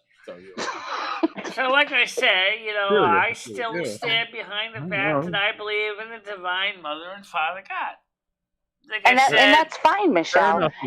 Fair enough. And and honestly, Michelle, I kind of step outside the lines a little bit on that, and I think everybody's belief is somewhat true. I think our heaven is in our image. Like, if our heaven is to go to a place where we can drink all the time, do as much weed, that's your heaven. Right. That's my belief. Like I said, there may actually be a heaven that's full of slot machines, hookers, and God knows what else, and blackjack, and that for a gambler, that's your dream, right? And that might be your heaven. Yeah. Heaven could just be an endless dream. We don't know. We don't know. Slots. We will one day. We all will know one day, and and that's when Jesus said. I don't want to find out anytime soon. Remember what Jesus said: "In my Father's house there are many mansions." Okay, that's what's kind of confusing because usually a mansion is a house, not usually. So isn't he really saying where my Father's realm is? There are many houses. That would make more sense in the modern translation. So, but still. Like I said, maybe heaven is individualized to each individual person. Kind of like an individualized educational plan or something like that. Each person's different. I mean, there might be some crossovers. For example, my father's idea of heaven may not be my heaven, but they can still visit me in my heaven. I can still visit them in their heaven. I just hope they like pointy-eared Cinderai. My mom has never seen me with my blood Alfears on yet. I got a feeling she probably would be surprised if she saw a whole bunch of long-eared people walking around. When I go to her heaven, they're all got short ears and they're all like sitting there talking in Norwegian and basically, eating lots of lefse and kumpe and basically having a good time. With lutefisk and all that. That's fine. That's her heaven. That's where she grew up. But me, who is that? The elephant? I don't know how she would be able to adjust I don't to know that. her. I do not know who that is. I don't know. I have no idea. Well, the point I'm trying to say is that heaven may be, as I said, individualized, like an individualized environment. Are you serious, Brian? The sacrificing of babies? That is in the Bible, by the way. I guess you guys are right. Yeah, they're always uncovering. Maybe I just didn't like hearing it come out of his mouth. Wells where they throw babies down them. Right, thank you. I mean, who's to say who's right or wrong again, Leo? We're just talking religion here. It's quite all right. Well, we know what type of religion Paul's going to go into. No, not necessarily. If I have the choice to, though, just like Michelle has the choice to believe what she wants, you do as well. It's a choice. That's all I was trying to make a point. That's all I was, Yeah, but I don't think I ever would have said, yeah, I'd like to sacrifice a baby if I wanted to. Well, how I work, Leo, you have to be aggressive. You have to get to the point. You have to get people's attention. You can't just be like, oh, yeah, I could go door to door knocking like a Jehovah's. No, you go straight for the baby. It is true that one of the Psalms does talk about that, dashing the newborns against the rocks.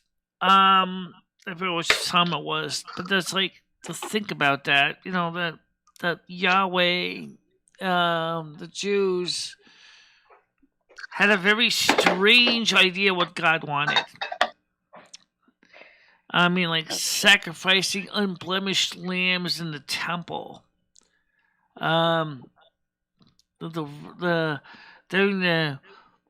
the festival, this Passover, the blood would run thick like rivers out of the temple of all the other lambs that were slaughtered. Yeah. Why did God demand the sacrificing of a lamb in the first place? Why did he require that? I don't know. See, these things I don't know. But I'm still willing to at least look into it. But I mean, it doesn't make any sense to me because I see Father Yahweh is saying I made everything all good.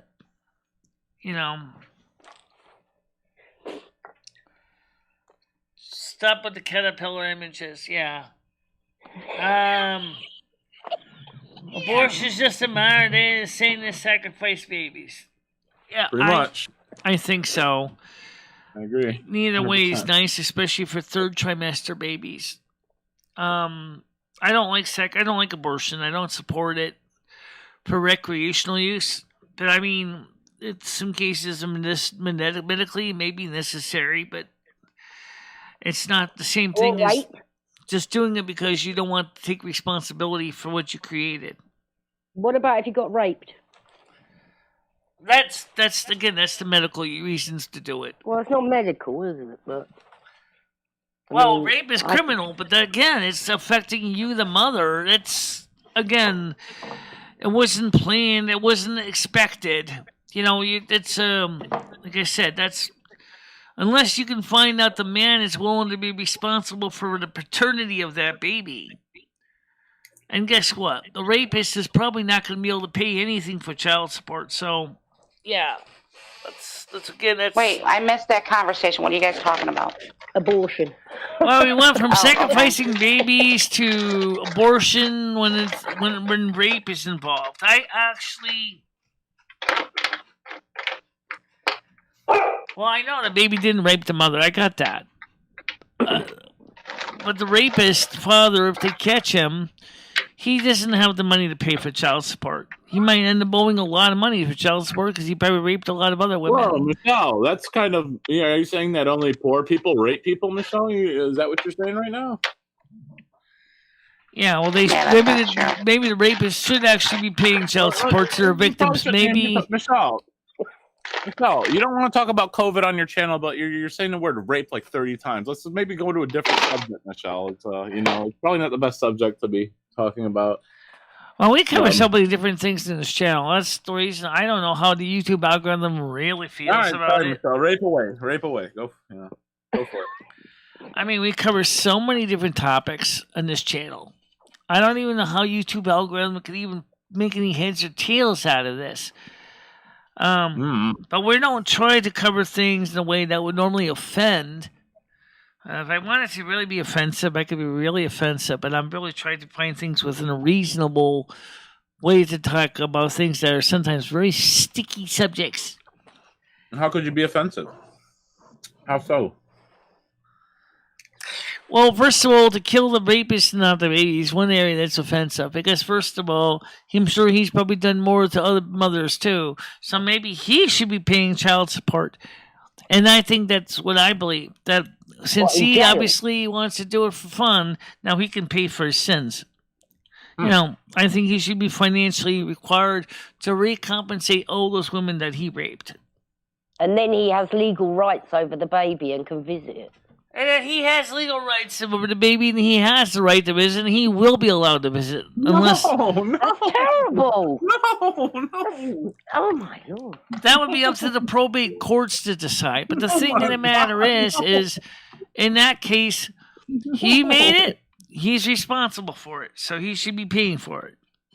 No. Unless he's declared that he was not of But sound mind when he did it. hopefully he would be prosecuted and imprisoned and Yeah, he might be in signed off on the prison, rights. Right, but that doesn't exactly, mean that Will. he doesn't. Exactly. He might have his parental rights waived, right? But then again, at the same time, it doesn't matter. He's still going to be paying for the raising of that child. How? If he's in jail, Michelle, how is someone going to pay? No, for if his rights are taken and he signs off on his rights, he's not responsible financially. Right. But maybe the courts might say he can't sign off his rights. The courts can't really say nothing. Well, and then about the that. case, the I mean, courts he would. could fight, Then the but- criminal system will have to pay the mother anyway because they're incarcerating the guy for breaking the law. So by criminal justice, she should receive justice and payment for the raising of that child, or the payment for the justification of killing the child. Or she should be Well, no, given I credit think- if she I puts a think- I child don't for think- adoption. I mean, Yes, Ed. it's the mother's choice of what she decides to do with We got the a package. pregnancy. I'm Right. at the top of the stairs. We gotta go get them now. They just gave me notice, post office. It's the boys that say it's at the post office. It's downstairs. I just got a notice. Are you sure? Yeah, I'm There's sure. no boxes down there? Yes, I just got a notice on my phone. Right No, here. that's not what I asked you. They didn't put the boxes downstairs. They're downstairs, the boxes. You're Well, get the boxes up here then. Well, can't you come with me? Yeah, get him Yeah, up there, I will. Ed. As soon as I'm done Be with a this, man, you we're gonna get ready to wrap it motherfucker. up. Don't have Michelle do it. Be a man. Alright. Grab the goddamn Alright, box guys. and bring him up yourself, you pussy. All right, guys, listen. It's already 12:51. I gotta go downstairs to get packages, and everybody, Why do you- I'll try to see if we can get some World of Warcraft in this afternoon. I gave you guys quite a bit to talk about. Michelle, make Ed go. We're having a good conversation, Michelle. Make Ed go. Yeah, I get the know. package. Where's Ed go? Well, Ed said that they put slips in the mailboxes too, so we have to physically that hoof you? it to the post office as well. No. Yeah. God damn it. So, Ed comes in and cuts up the show again, you know. all right, guys. So here's the Every deal. time. I'm gonna let you guys go. I'll talk to you guys tomorrow morning, usual time. All right, Michelle. All Have right. a good one. I'll just exit so you guys can talk to each other. All right. Bye, bye, Michelle. Yeah. Bye. Bye. All right. Okay, so yeah, we covered a lot of different topics today. And so Ed said that they put slips in the mailboxes for us to go pick up packages at the post office. Or he just checked to see if there's packages downstairs, but I thought he said there was slips in the post office. So I'm not sure which one it is. I just know I gotta go downstairs with Ed to see what packages are waiting for us. Yeah. So we'll be back in a little few hours. Don't forget, we'll probably try to get some World of Warcraft in today. Yeah. All right, guys. Talk to you later. Bye-bye. Bye-bye.